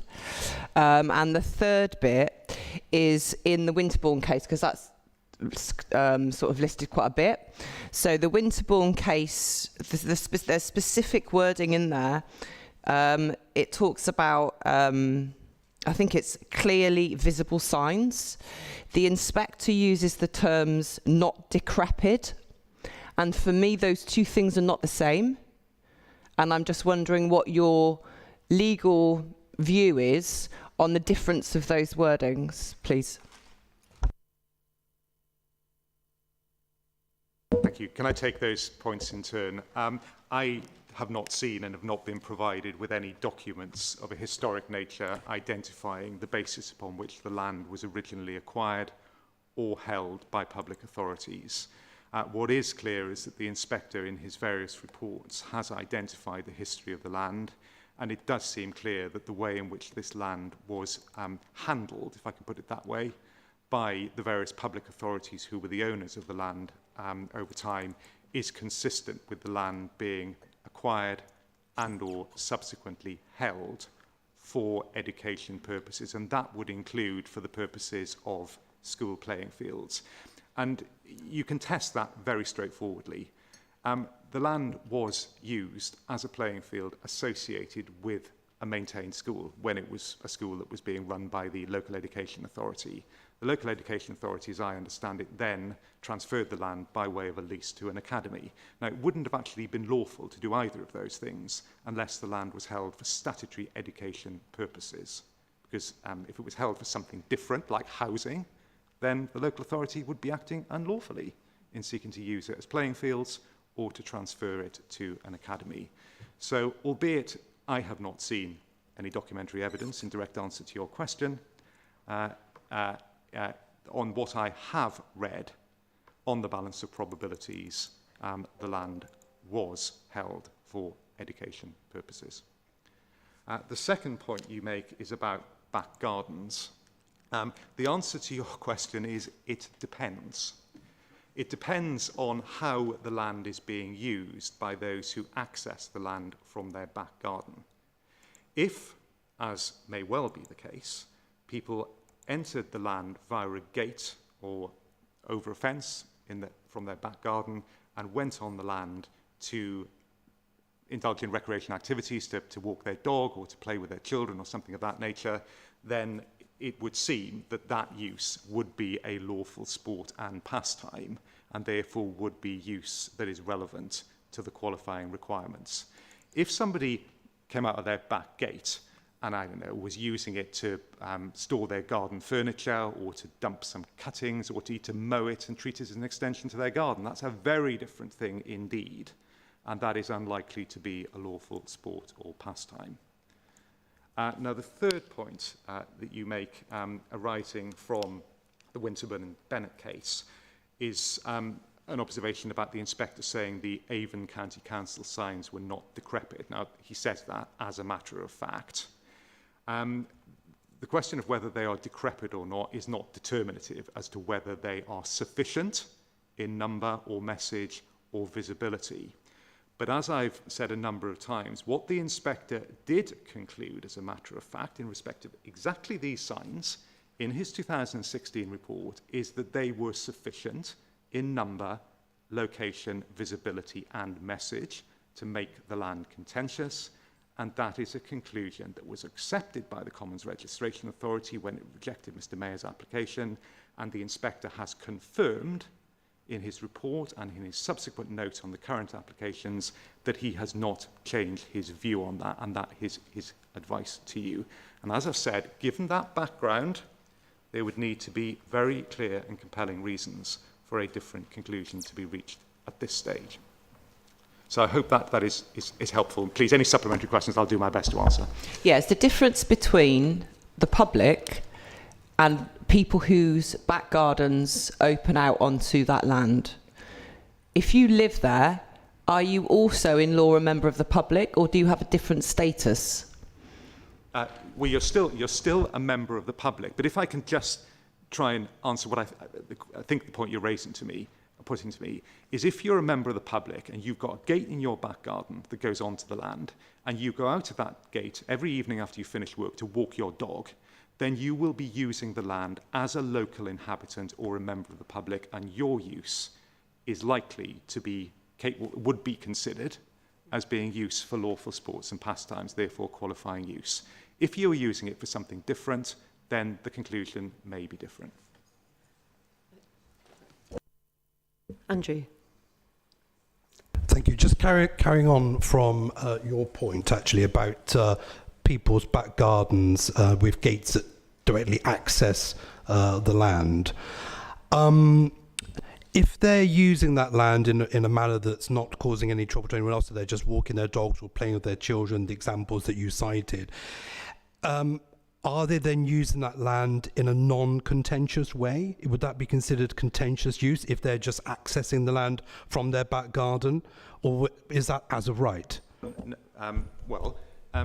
If their use is as local inhabitants for lawful sports and pastimes, given the notices that the inspector has concluded has been erected around the land, then their use would be contentious, just the same as any other local inhabitants' use of the land would be contentious by reason of the presence and the effect, as the inspector found it, in respect of those notices. Now, if you accept the inspector's conclusions, then in direct answer to your question, Councillor, those who come out of their back garden to play with their dog, walk their dog or play with their children, their use would be contentious in the same way as anyone else's. But if they're always accessing that space from their back garden and they never access it from another point, it's quite possible that those people have never seen those signs or been aware of those signs. So, yeah, agreeing basically with your point that you made at the very beginning, are the number of signs sufficient to make the use of land contentious when it's quite possible that people using their own access or using other points of access never would have seen those signs? Well, the answer to your question is yes. And the reason for that is what was established by the court principally in Winterburn and Bennett, albeit there's some of it in earlier cases as well, that a landowner is not required to do the impossible, and as long as what he or she has done is sufficient to make clear that he or she is objecting to the use of the land, the fact that they might not have drawn that objection to the attention of every specific user is not determinative of the matter and would not render that action other than sufficient to make the whole use contentious. So for use to be contentious, it doesn't mean that every single user of the land has to have been told by the landowner or otherwise be aware that the landowner is contesting it. If I come back to Winterburn and Bennett and the fish and chip shop for a moment, the facts have been summarised by one of your fellow councillors entirely correctly. If you were a patron of the fish and chip shop and you went to buy a bag of chips and you didn't happen to see the sign, or a delivery man dropping something off to the fish and chip shop didn't see the sign, but the sign was clearly there and objectively could be seen, then the fact that individuals may not have seen it would not render the conclusion that the use was contentious wrong, as it were. Thank you. Tim, would you like to speak? And then Jonathan. Yeah, thank you. So coming back to that precise point, in the legal challenge to the decision in 2016 of the City Council, Sir Wim Williams said, in his judgment, there can be no doubt that Taylor and Winterburn constitute authority for the proposition that where an owner of land has made his position about its use clear through the erection of clearly visible signs. Now, we've had an inspector's view that 2 signs across this entire playing field is enough, but we've had the opposition view that is not enough. Are you able to give us a view of your own on whether that is, or is that not something you're here to be able to do? Well, can I answer that? I have to be very careful not to overstep my role. My role is to help you in matters of law. I am not going through a shadow process of what the inspector went through. So that's why it would not, in my view, be appropriate for me to express a view on the merits. But what I obviously will say is that what the judge said in the judicial review claim against the decision of this council is a reasonable summary of what the proposition of law deriving from Winterburn and Bennett is. Of course, any signs to be contentious have to be sufficient, both in terms of their number, their location, and what they say, to clearly so the landowner makes clear that he or she is objecting to the use being made of the land. But again, I come back to the point that you have the benefit of advice from the inspector on that particular matter and his conclusions in both the 2016 report and in his current report, where he confirms that. And this comes down to the question about what the effect of these notices were, and that hasn't changed between 2016 and 2019. What is changed is what the ongoing effect of those notices is after Avon County Council ceased to be the landowner, and you have the conclusions of the inspector on that matter of law. So, yeah, if I could ask you about that, because that was my follow-up question. The fact that the signs are there, but that people have been continuously able to use the land without any challenge since that time, does that not make it uncontentious use of the land? Well, again, as a matter of law, no, as a matter of principle, anyway. And that is what the Winterburn and Bennett case in principle decided. And that is, if a landowner does enough to make clear that he is contesting the use of his or her land by trespassers, in this case by members of the community using it for lawful sports and pastimes, if that is sufficient, and people just ignore it and just carry on anyway, then that doesn't negate the legal effect of what the landowner has done. And the reason why that's important is that in Winterburn and Bennett, before the Court of Appeal's decision, there was a suggestion in some other cases that in exactly the situation you're putting to me, Councillor, that if you put a notice up and people just ignore it and carry on anyway, a landowner needs to do more. That is what the Court of Appeal said, that is not right. And as long as what a landowner has done is sufficient, then they don't need to take further and additional steps if people ignore what they've done. Because it leads off Tim's question. Acquisition is a term that gets, acquiescence, excuse me, is a term that gets used quite a lot. It came up, I believe, and I could be wrong on this, is there were 2 appeals for Lancashire and Surrey. They were held over, I think it was Wyn James, the judge, who actually, one of his comments referring to Lancashire and Surrey was the fact that that it had gone to the Supreme Court in December 2019, and he allowed the appeals for these 2 cases because he had agreed that they'd taken too narrow a view in statutory incompatibility. So I suppose I'm following on from Tim, your point, is that actually, 1985, 86, the signs went up, but actually the public continued using the land until 2018, which fits, I can imagine that if I was one of the neighbours, I would be assuming that I had a right to be there.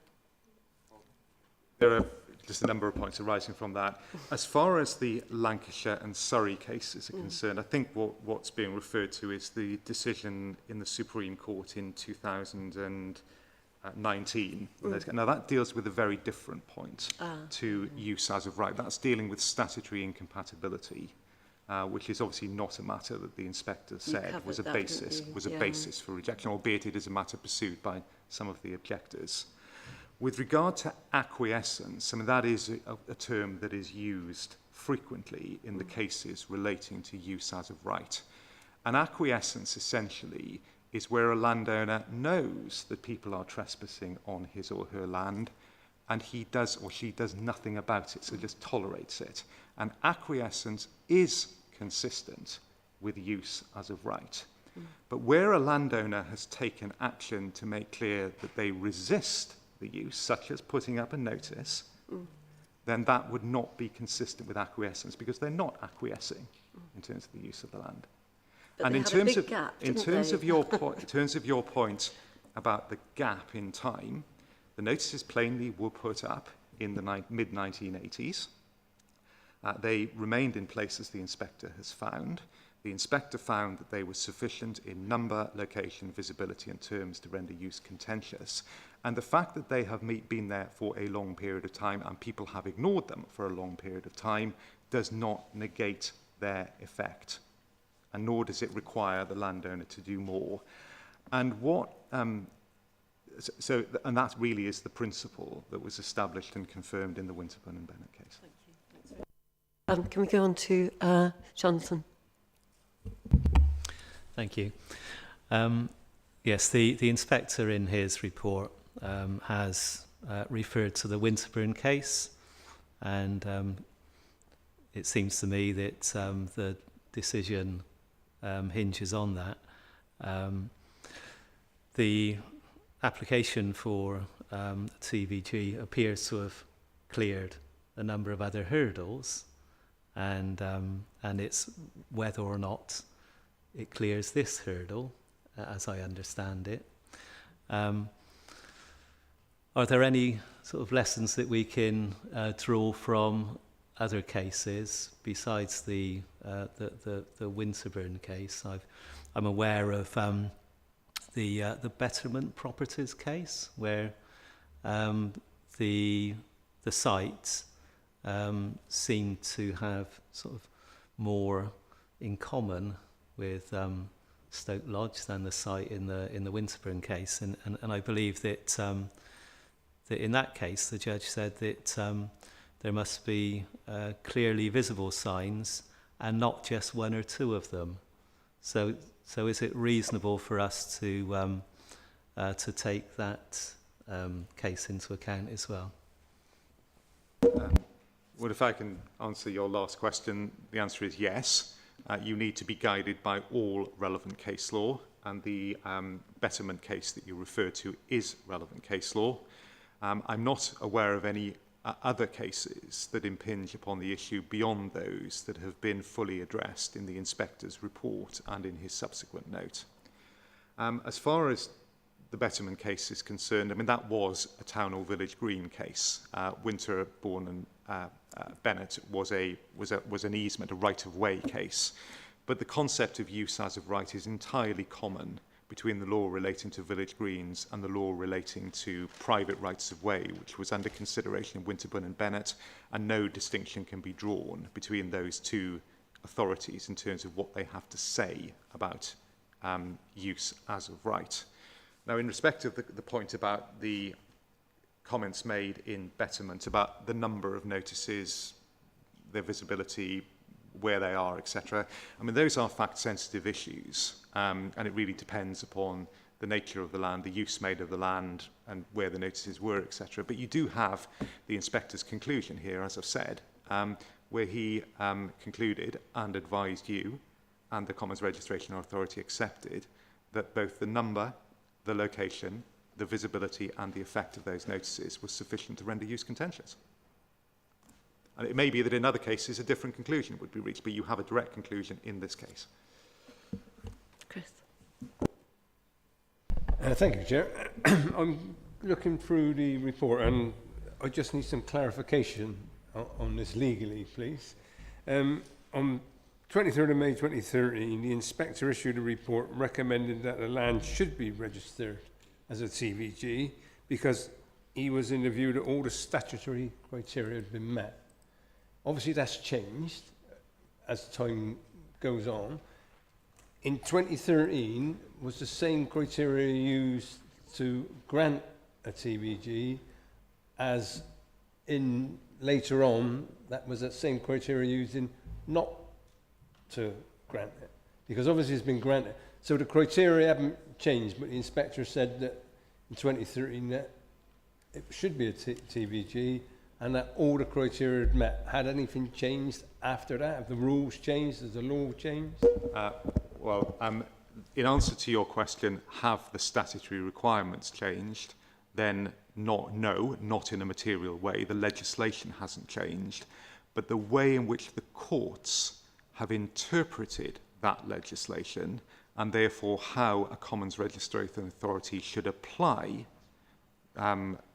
the law to those requirements, most certainly has changed as a result of the various cases that the inspector has referred to in his report. And with respect to the inspector, he has explained in the recitals, which are the opening paragraphs of his report under the subheading Procedural History, what happened and why there were various reports issued with different conclusions and recommendations. So in answer to your question, the statutory requirements haven't changed, but the way in which those requirements have been interpreted and therefore how they must be applied now by this committee has changed. Thanks for that. I'm going back to Jonathan's question. Reference, was it Betterman? Yeah. Does that, can we use that criteria, legally use that criteria of that report today, or can we not use? I know you mentioned as a public rights of way issue more than a TVG, but can we use that criteria from that report as well? Yes, you can, you should, and you must. You are bound by the law as the Court of Appeal have set it out in Taylor and Betterment, in my view. And any suggestion, and there has been some suggestion by others, that in some way the Court of Appeal are wrong, or that you can set it to one side, my view is that is incorrect, and that you are bound by the decision of the court in that case, and the approach that they set out. Yeah, but also about the signage, was what I was saying about there wasn't enough signage, there weren't appropriate. Well, that was, I think, in relation to one of the other cases, Betterment, I think, where it was referred to. Yes, one of the issues you have to consider is whether the signs were adequate, both in terms of number, location, visibility, what they say to render use contentious.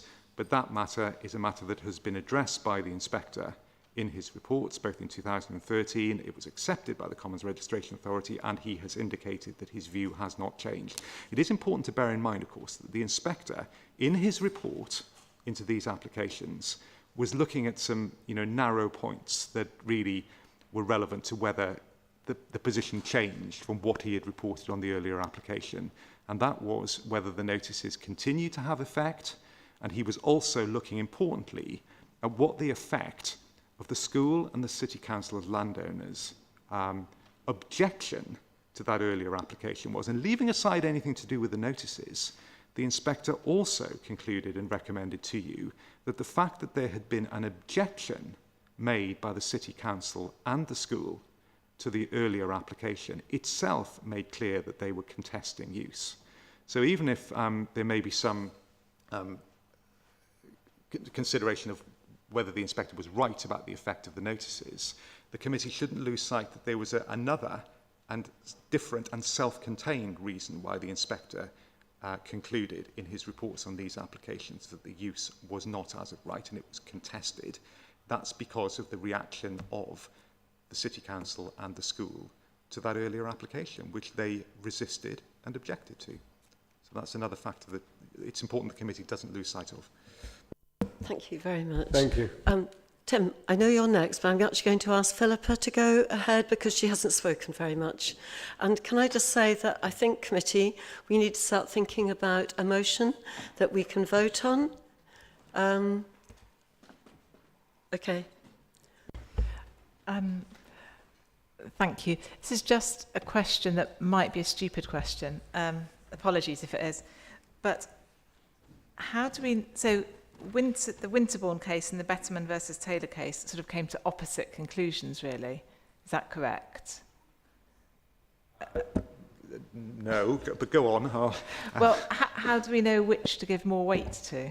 Well, I don't think they do reach opposite conclusions with respect. I think they are consistent with one another. Sorry, I'm guessing... Yeah, just say what the Betterman one says then, please. Sorry. I mean, the Betterman one was a TVG case, and it was all about circumstances where... There's a number of issues in the case, but they were all about circumstances where the landowner had taken action. I think in that case, the landowner had put up some fencing.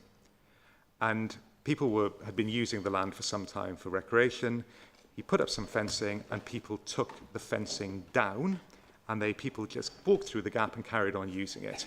And what the court said in that case is that where a landowner has taken action, such as putting up a fence, if somebody disables the fence or breaks it down and carries on using it, the use, obviously, by that person would be forcible because he or she broke the fence, but the use by everybody else who took advantage of the gap in that fence would also be forcible.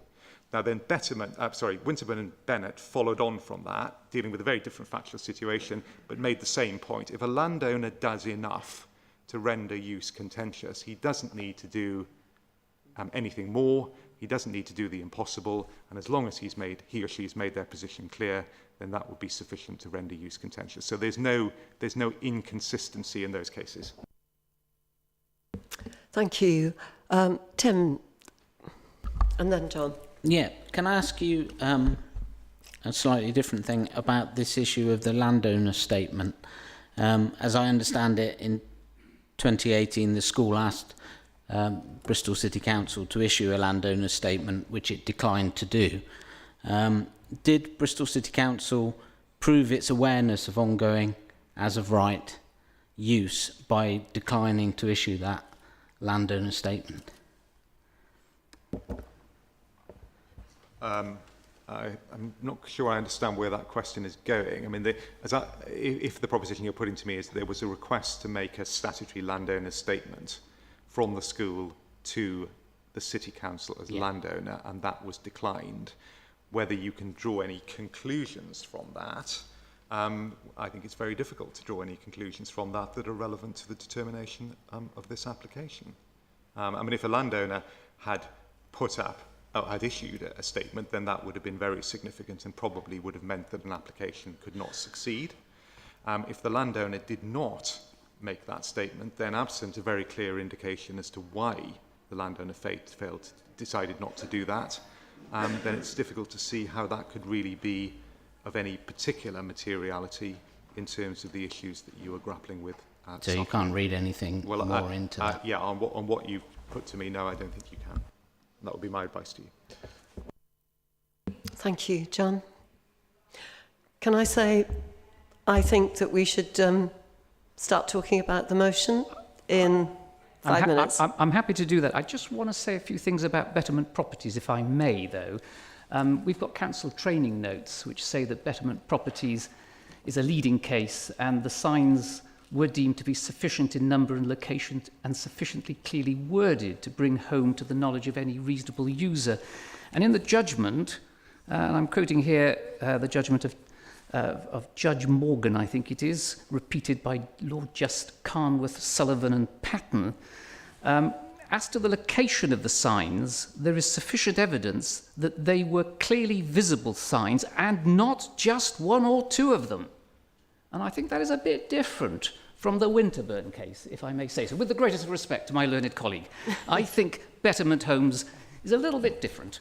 Anyhow, so I think the law is clear, actually, that if we believe there were sufficient signs in sufficient locations and written in clear language, then TVG registration fails.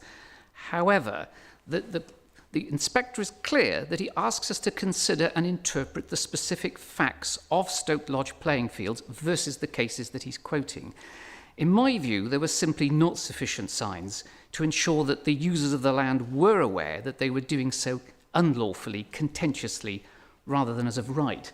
So I'm happy to put the motion that we do accept registration of the Stoke Lodge playing fields for the reasons that I've given. That specifically, Betterment Homes versus Taylor clearly states that there have to be sufficient signs in sufficient locations and not just one or two of them. We know there were 2 historic Avon County Council signs and 1 Bristol City Council sign that the inspector himself says is more recent, and I would judge that most users of the site would not have seen it, not entering the application site via the Learning Centre. There is, in any event, a factual dispute about that sign. So that is my motion, that we accept that it is a TVG and that we register it as such and bring the matter to a conclusion.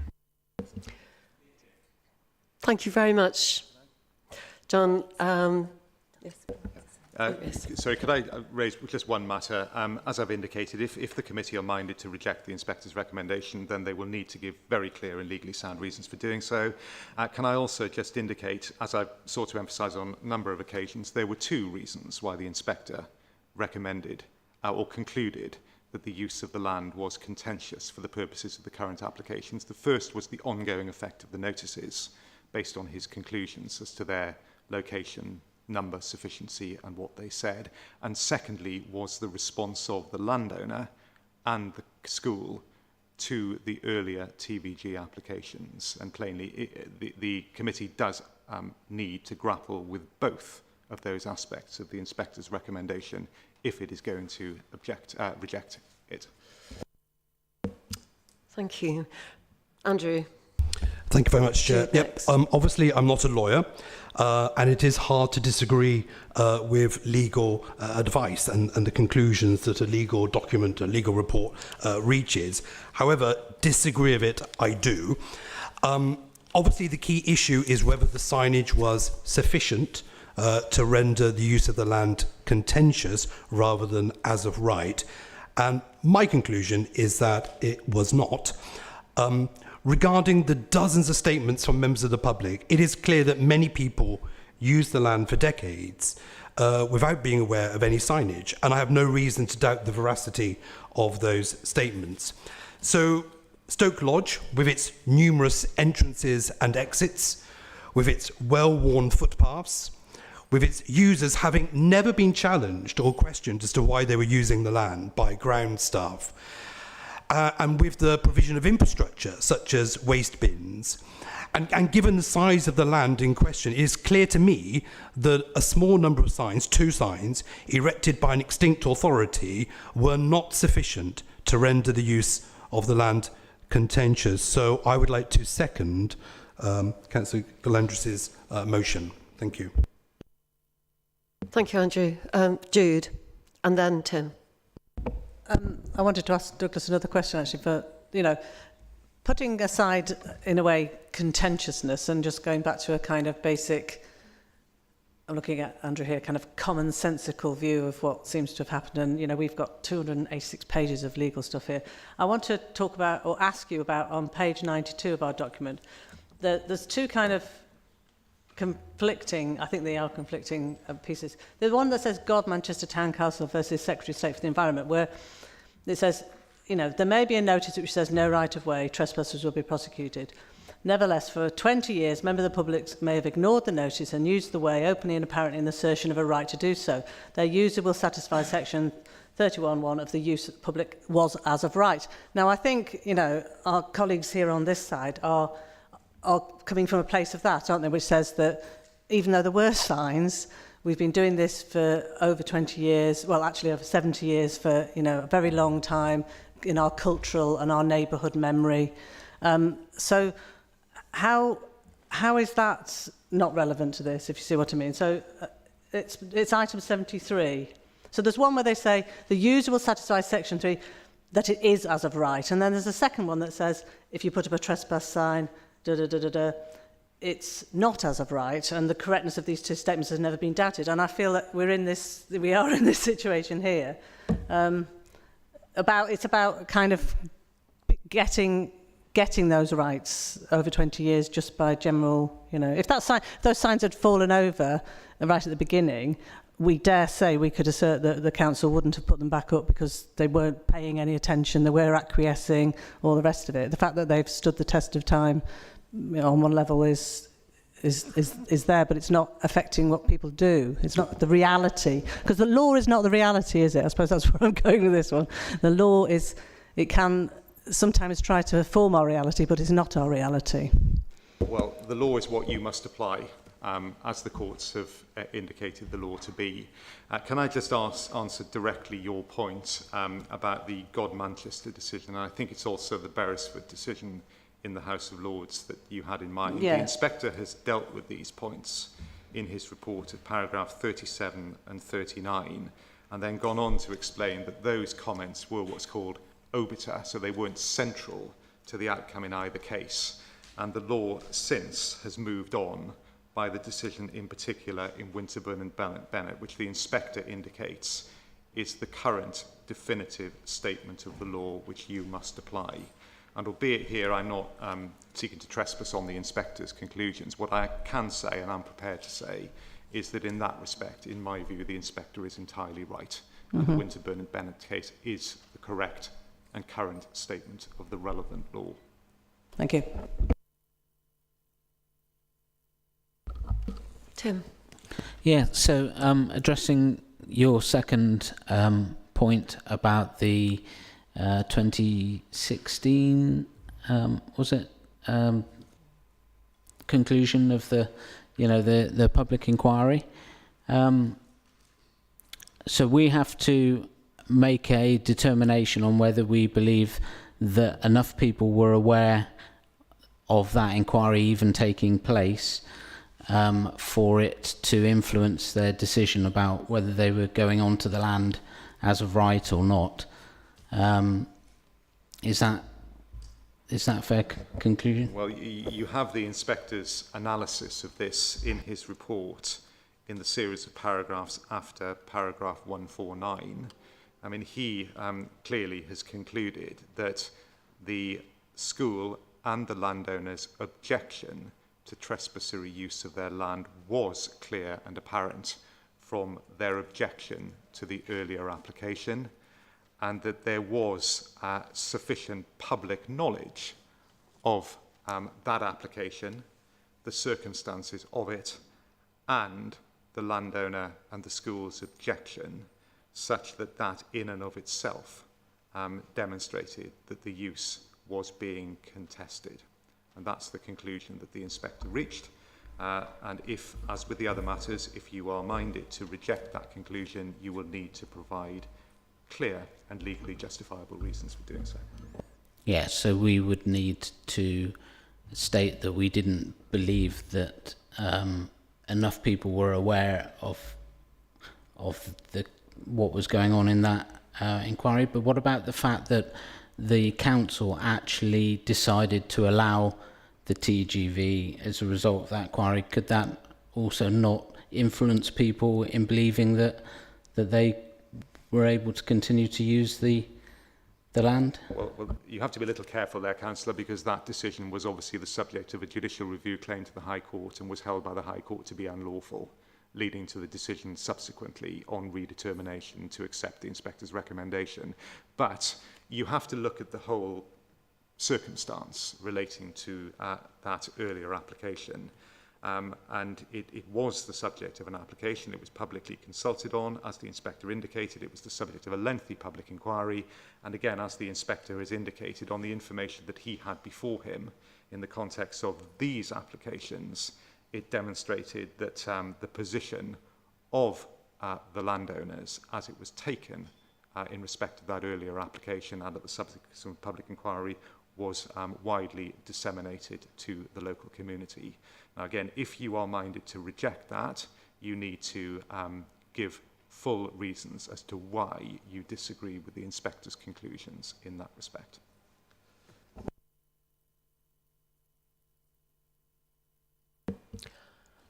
Thank you very much. Do we have any more comments?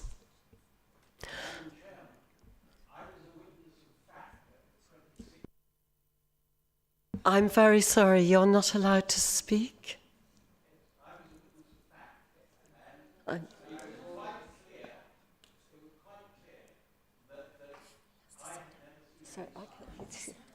I'm very sorry. I'm very sorry.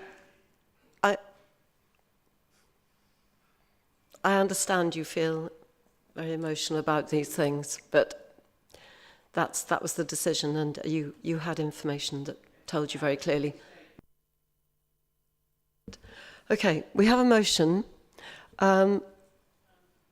We do, and I'm going to just push back then to Councillor Galandras and say, I heard your statement, but I'm also listening to our KC, and I am not fully sure that I can hear the precise legal reasons why we would go with you on this one. So can you make it very clear to me? So the motion is on the floor, as it is with a planning application. We would then write, with the advice of the KC, the reasons for or against, if we decide to vote in favour. The Betterment case, well, even the Winterburn case, I think we would be applying the facts, because the inspector himself has said that it is for us to look at the facts, not the law. And I've said the law is absolutely crystal clear here. If there are sufficient signs in sufficient locations and sufficiently clear signs that users of the site knew they were doing so contentiously, then the TVG fails. But my argument is that there are 14 entrances and 2 signs, and they are not sufficient in number. There is an issue about clarity of the signs. They are Avon County Council signs. Avon had ceased to exist when this application was put in. Avon ceased in 96. This period is 98 for the 20-year period to 2018. So the clarity of the signs, I believe, is in doubt. It's a personal view. It's a matter of fact. It's something that we have to decide. The sufficiency of the number of signs, way too few, in my view. But we would write up the notes very carefully, because I'm conscious that this will very possibly be going somewhere else after John, this meeting. Thank you. Can I Nancy would like can to I speak. just give a point of clarification? It is for this committee, while they're debating this motion, to be very, very clear about their reasons. It's not for Mr. Edwards to supply you with reasons. No, but he will offer advice, I'm sure. He will absolutely. If the committee require advice in formulating those reasons, as to whether those reasons are sound or not, then of course they can seek advice on that matter. But the committee themselves have to be very, very clear about the reasons that they are putting forward. We can then assist in drafting those reasons, but those reasons must be put now. Christine? So, coming to the point of the first TVG, did the council or the school as users do anything immediately after the initial ruling was quashed in order to make it clearer, by way of action, that the use of the land was contentious.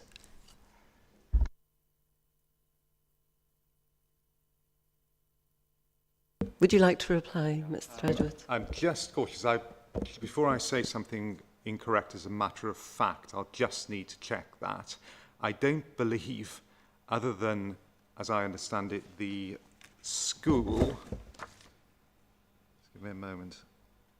Yeah, the school certainly were involved in the judicial review. I think they were the claimants in the judicial review. I think I'm being confirmed. Whether they took any steps after the quashing in terms of putting up notices, I'll need to check the report on that. So I'll just need a moment to check that. Thank you. Yeah, I mean, I think, Chair, that it seems quite crucial. Can I say something?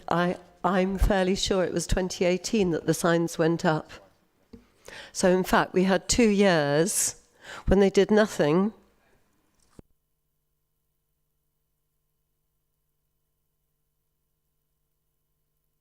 Sorry, Tim. Yeah, I think it's very important that we do address this second point, because otherwise we're not being doing this correctly.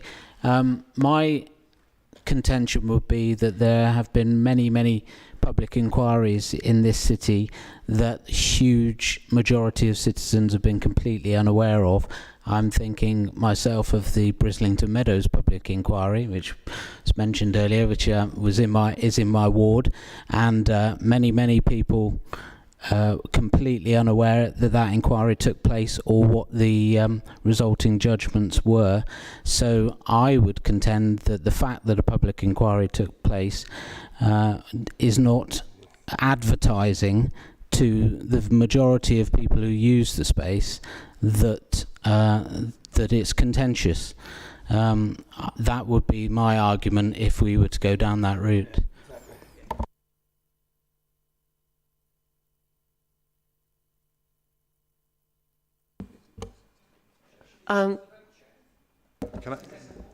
Let me just, I think, yes, we've got Mr. Edwards coming. I'm just checking the point that was put about what the school did after the quashing order.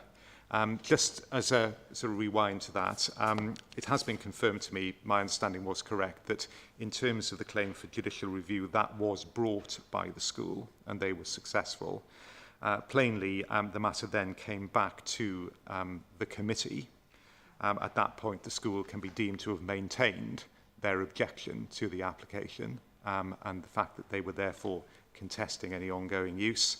In terms of what then happened after that application was rejected, I've just got in front of me paragraph 22 of the inspector's report, when he indicates in his section where he is reciting the chronology, essentially, that new signs were erected by the school on the 24th of July 2018. So that was the next step, it seems to me, that the school took following the decision of the court and the rejection of the first application. And can I just clarify one other matter of fact? There has been some reference during the course of the discussion to the number of signs that were erected in the 1980s by Avon County Council. I had certainly understood from the inspector's first report that he found, as a matter of fact, that there were 3 signs erected, and it's been confirmed by my colleagues on behalf of the Registration Authority that there were, in fact, 3 signs. But if there's any suggestion that that is wrong, then that will just need to be confirmed by whoever is suggesting that that is the case.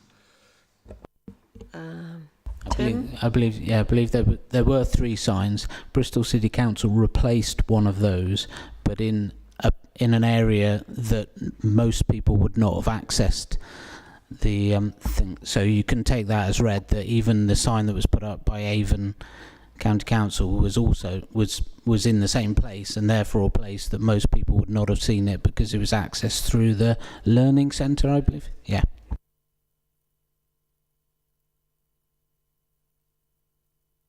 I'm conscious that time is moving by and everybody's probably feeling a little bit tired. But just do you want to make a final comment? One for Nancy. Those explanations of the 2 points, what's been given by John and Tim, reference the reasons. The reasons. Is that okay? Is that enough? I can't advise you on that. I mean, I think you need to come up yourself with what you consider to be. That we've given Yes. you the two reasons. Well, that's your decision. That's your decision. Can I just step in as chair? We have been given very clear guidance by Nancy, our head of legal services, and Mr. Edwards. Thank you. Excuse me, I'm in the over 70s bracket. I think we've had very clear guidance. The inspector's report comes. Yes, I think it couldn't have been better. On the other hand, you've put forward a motion, John. I have some sympathy. So for my part, I think that the duration of those 3 signs from 1985 or 6 to 2018 is a very long period for, and I do actually think it's pretty sloppy. I can see that it's a point of law, but I also think that if, and I don't entirely understand the acquiescence point, but my feeling is that there is acquiescence there, and there is also a kind of lack of a sort of community. It's not. I think one of the things. Sorry, I'm going to jump out a bit, but just going back to the 4 issues that define a TVG, and one of them you talked about, Mr. Edwards, is what a community is. And one of the points that really stuck out for me is a community lives in a similar place. It doesn't live all over the place. It lives in the area. And this is about an impression and a judgment. And I think that's something that we should think about. It's not for our legal support to think about, but we need to think about that. So looking at the 4 issues, the qualifying requirements for a TVG, and what we have here today is an expression of a neighbourhood. I'm particularly keen on neighbourhoods because they were one of the things that got us through COVID. For many people, they found their neighbourhoods and their community got them through a very, very tough time. So I think we should think about that. And perhaps think about the fact that the City Council chose not to do anything, and they chose not to do anything because actually the school were able to use the land. They were able to get on and give their children the wonderful educational resource of a large piece of green in a very lovely area. And also local people were able, probably slightly irritating at times with all the dogs walking everywhere, but it did actually work. So they didn't have a need to do anything. And I think that those aspects, probably, I'm not quite sure how you define them in legal terms, but I do think they play into the definition. Am I totally out of order? Forgive me for intervening, but I think it behoves me to do so in light, Chair, of what you said. You'll recall at the beginning I made very clear the range of matters that were firmly not relevant to your determination. The strength of local feeling, and there plainly is a strong cohort of local people who wish to have continued access to the land, that is not relevant to the determination of your application, to this application or these applications. They need to be determined strictly on the basis of the facts and the application of law to the facts. And the fact that the neighbourhood may wish to continue to have access to the land is not a relevant consideration, nor indeed are issues to do with the management of the land taken in the past, insofar as they don't relate to the point about whether the use of the land was contentious. Tess, could we have at this point, please, I would welcome a reiteration of the points that you made at the beginning about what is and isn't important in this, because it was a few hours ago, We've listened to a lot of stuff. I would welcome you just to say them again, please. Of course. What I can do is simply to restate the advice I gave on matters that are not relevant at the introduction. What I said then is that what is not relevant is whether or not continued public access to Stoke Lodge playing fields is a good thing or a bad thing, and whether or not such access should be allowed. What is also not relevant is the appropriateness of the school and the City Council as landowners' management of the land, including in respect of the erection of their decision to erect fences. You've heard representations, some very passionately expressed, about whether the land should or should not be accessible to the public, and the merit of the school or the council's policy and practice on access to school fields is irrelevant. Such matters offer other processes and are wholly outside the range of considerations which this committee must address. If members allow themselves to be influenced by these matters in reaching their determination on the applications, they would be acting unlawfully. The committee is in substance discharging a quasi-judicial function. It must determine the application by reference to facts and the law as it applies to the qualifying requirements, nothing more and nothing less. And can I add, for completeness, the strength of local feeling in respect of the merits of the land continuing to be available to public access, and the strength of local feeling about management decisions taken in respect of the land are also not relevant. Yes, Chair, we've got a motion proposed. I've seconded it. Can we have a vote now, please? Yes, of course. Yes. Would you like to...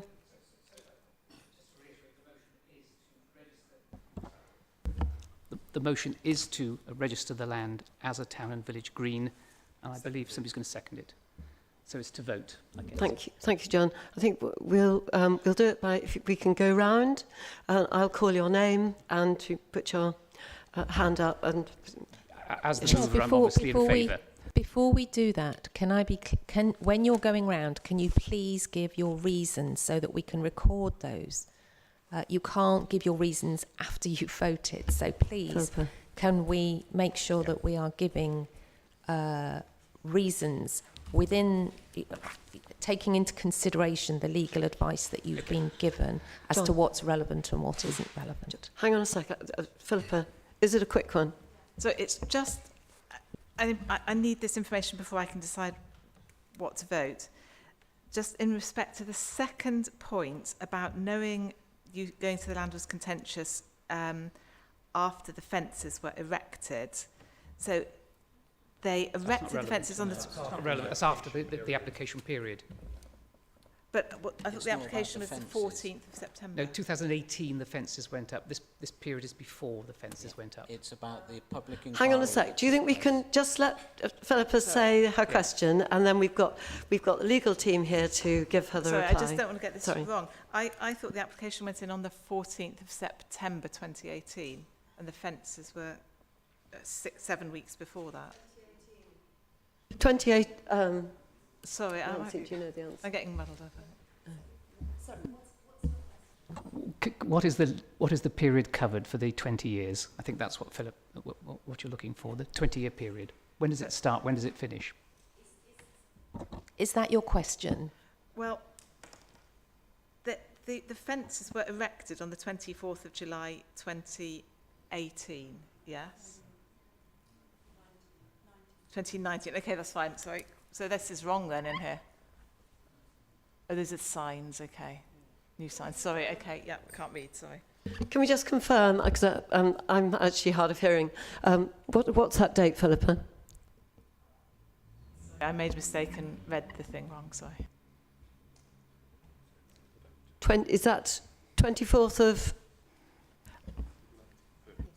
Could I help on this?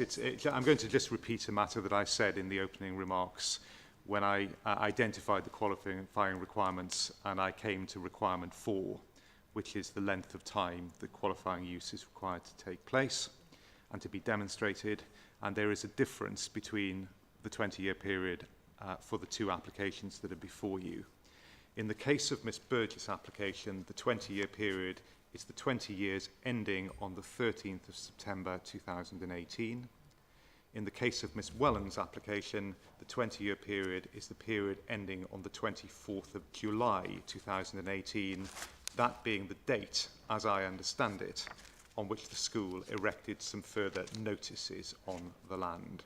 As I understand the position, insofar as there was fencing erected, that took place subsequently, and I can see there are nods around the room in terms of that. Do we need to make it clear, therefore, which of the two applications we are supporting? Or not? Yes. So You have to determine both, councillor. There's two applications before but you. you can say you can agree to one and not the other, presumably. Yes, you have to give reasons for both. Right. So if the fence had been erected before the end of the qualifying period of the second one, that has an impact on the second one, but not on the first one. Yes, but as I understand it, it wasn't.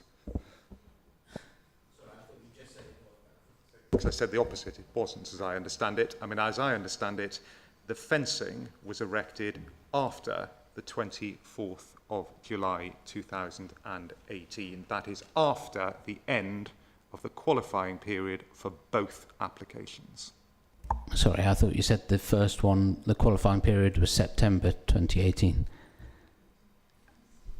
I'm going to repeat it again. In respect of Ms Burgess's application, the relevant period is the 20-year period ending on the 13th of September 2018, and in respect of Ms Welland's application, it's the 20-year period ending on the 24th of July 2018. So the first one ends in September 2018, and therefore after the fences have been erected. No. The sign. I think some signs went up. The fencing went up a lot later, but there were some signs. So you're right.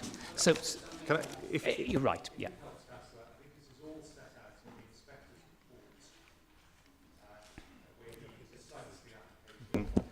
On paragraphs 7 and 8.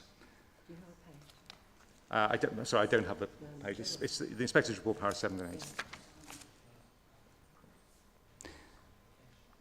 It does, yes.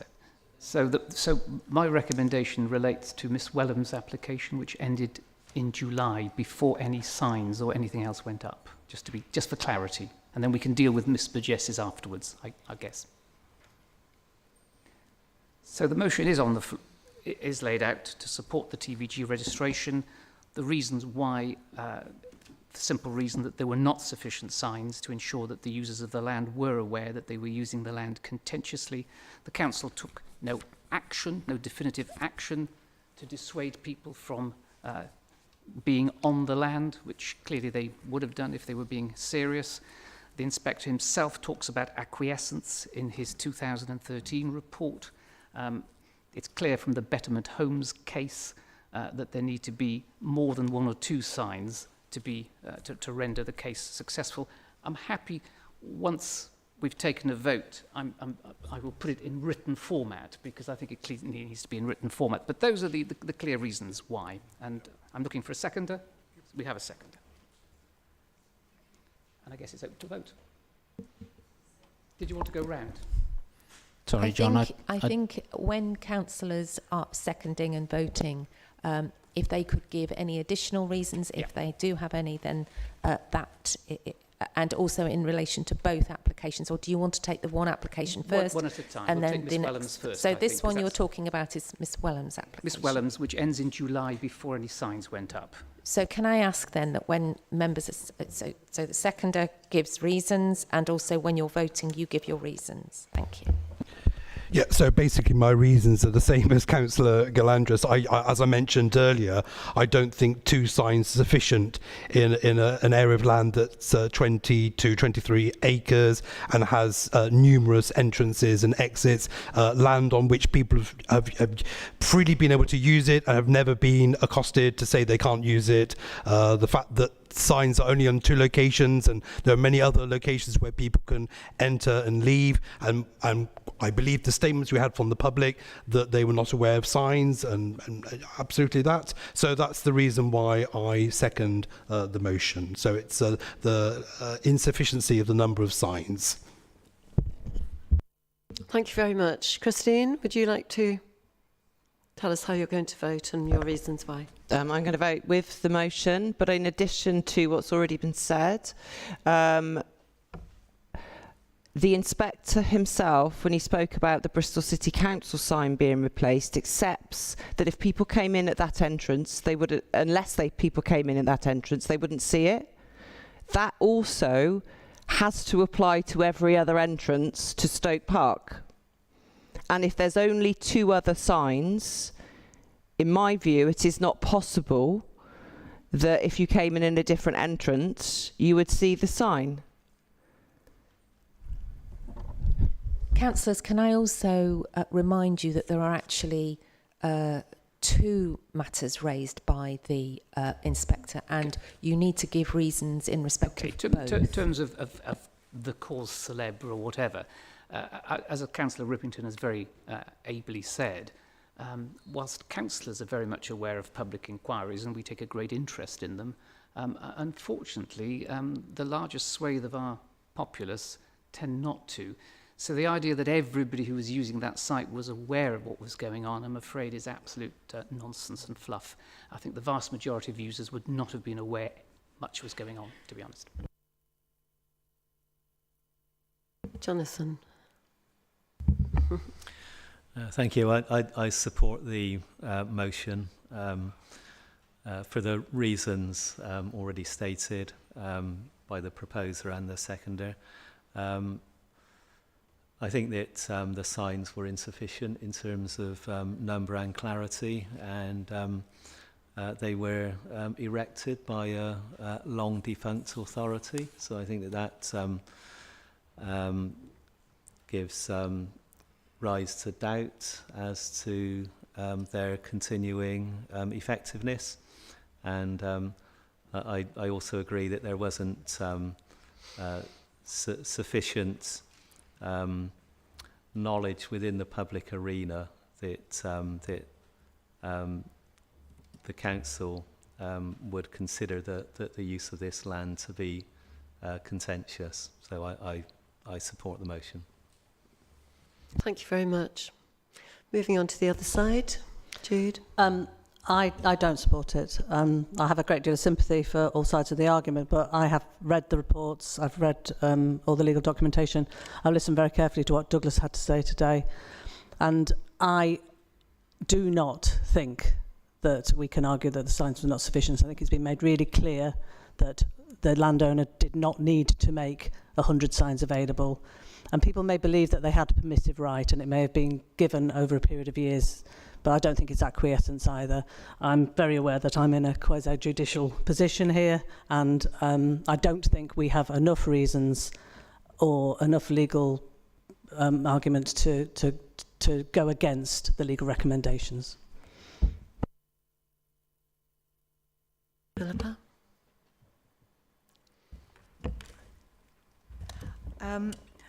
I think that the number of signs was insufficient. I also think that the wording on the signs wasn't clear, which would lead me to vote for the motion. However, I think that some people would have been aware of the contentiousness post 2016, and I think that some people wouldn't have been aware of the contentiousness after that, which logically means I need to abstain. Thank you very much. Tim? Thank you. Yes, I don't think that the number of signs were sufficient for the majority of people to be aware of them.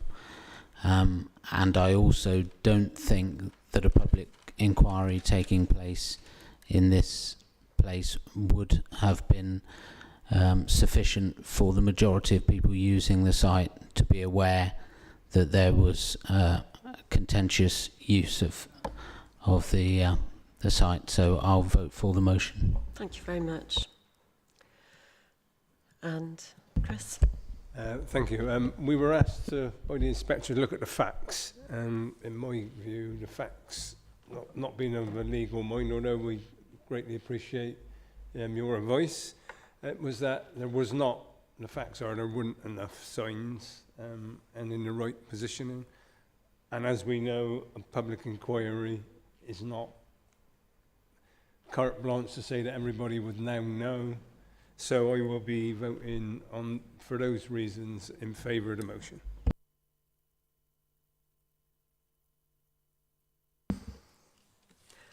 Well, I feel very torn.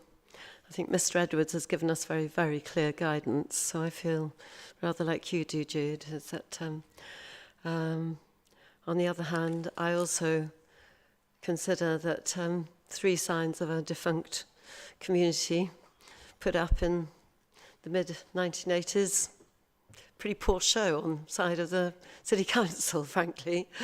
I also can understand the loss of the green space. I was, and I'm going to say this because I've got a, I can say it, I was really shocked by the size of the path around the fence. I went up and walked around it the other day, and I thought that was pretty poor show, actually. I thought at least the community could have had a decent path. So I'm going to leave that with Cottam. You can think on that one. I'm also going to abstain. I can't say no because actually I believe that we need every green space. I sit on the local plan working group and we have scoured Bristol for potential sites for housing, and green space is an absolute premium in the city. So I'm going to abstain with a very heavy heart.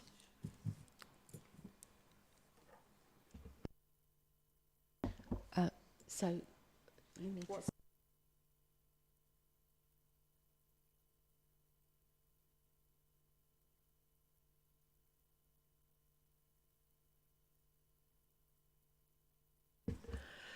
Thank you, John, for bringing the motion, and thank you, Andrew, for... That's on the 1. You've got 2. Oh, God. So now you have to do the first, and then we'll go on to the second. Oh, crikey. Okay. Okay, this is for the first application. Were you aware of that? Okay. There are 6 fours for your motion, 2 abstentions and 1 against. Thank you. We're now going into the next application. So I think you can confirm that that is to register the TVG. That is to register the TVG. So the motion is...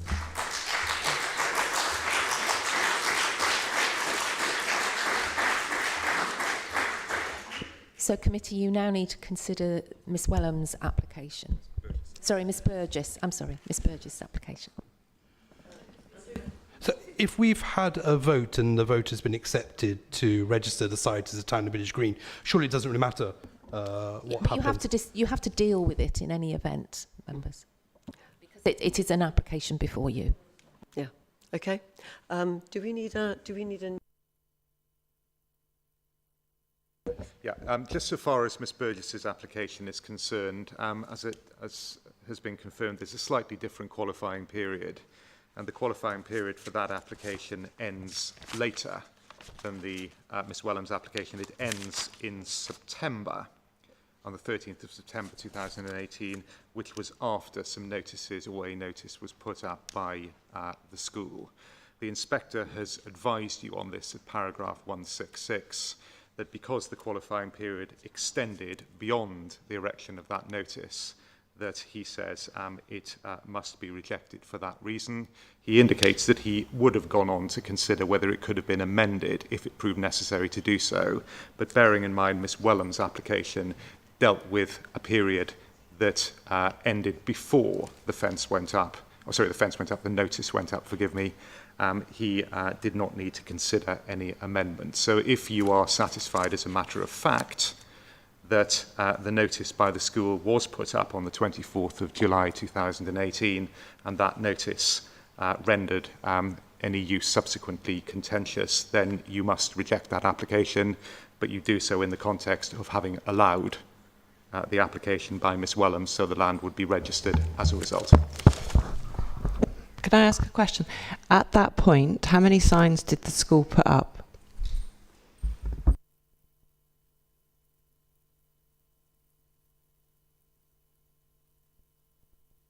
I'm told it's 3 signs that were put up at that time. So did they replace the other 3 signs?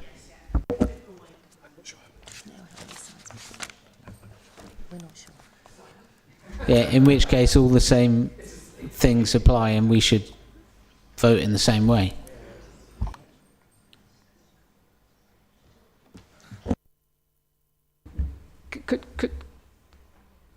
Douglas, could you remind us what the inspector said? Yes. Exactly. Can I invite you to turn in the inspector's report to paragraph 166 little a. Yeah, if you want me to read it out. My conclusions on the issues are as follows. I think that as constituted, the application of Miss Burgess must fail because after the 24th of July 2018, the use relied upon was not as of right use, which was not as of right use, which was as of right did not have to continue down to the 13th of September 2018. If necessary, I would, by reference to section 15.3, have advised the City Council that the application could be appropriately amended to rely on a 20-year period which ended no later than the 24th of July 2018. However, given the scope of Ms Wellham's application, which relates to a 20-year period down to the 24th of July 2018, it is not necessary that the application should be so amended, and I advise that it should be rejected on the basis on which it was made. It should also be rejected, in my view, for the same reason as Ms Wellham's application should be rejected, to which see further below, and that was because of the Avon sign. So it is essentially that because of the July notices put up by the school, that there wasn't a full 20-year qualifying period of qualifying use. Now, just in terms of the facts of the number of notices put up, if you just bear with me for a moment, my colleagues will just seek to confirm what exactly the number of signs put up then were.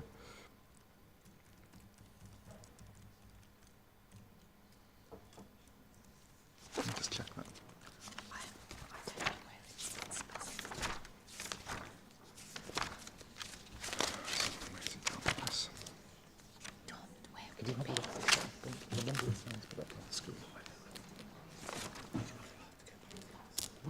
Can you just look on the report?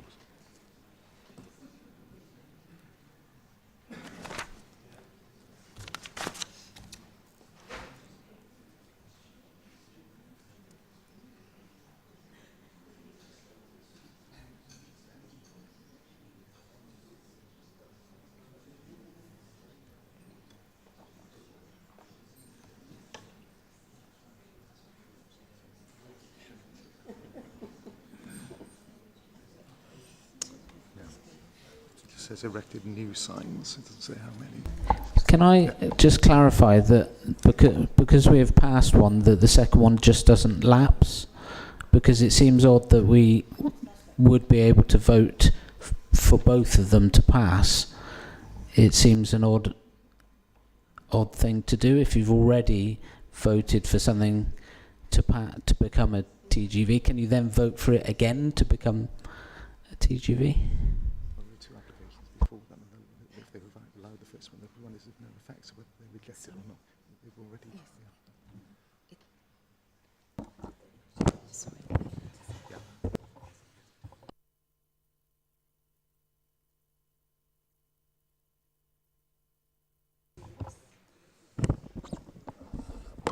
I think as you've actually accepted and registered a TVG, the second application can lapse.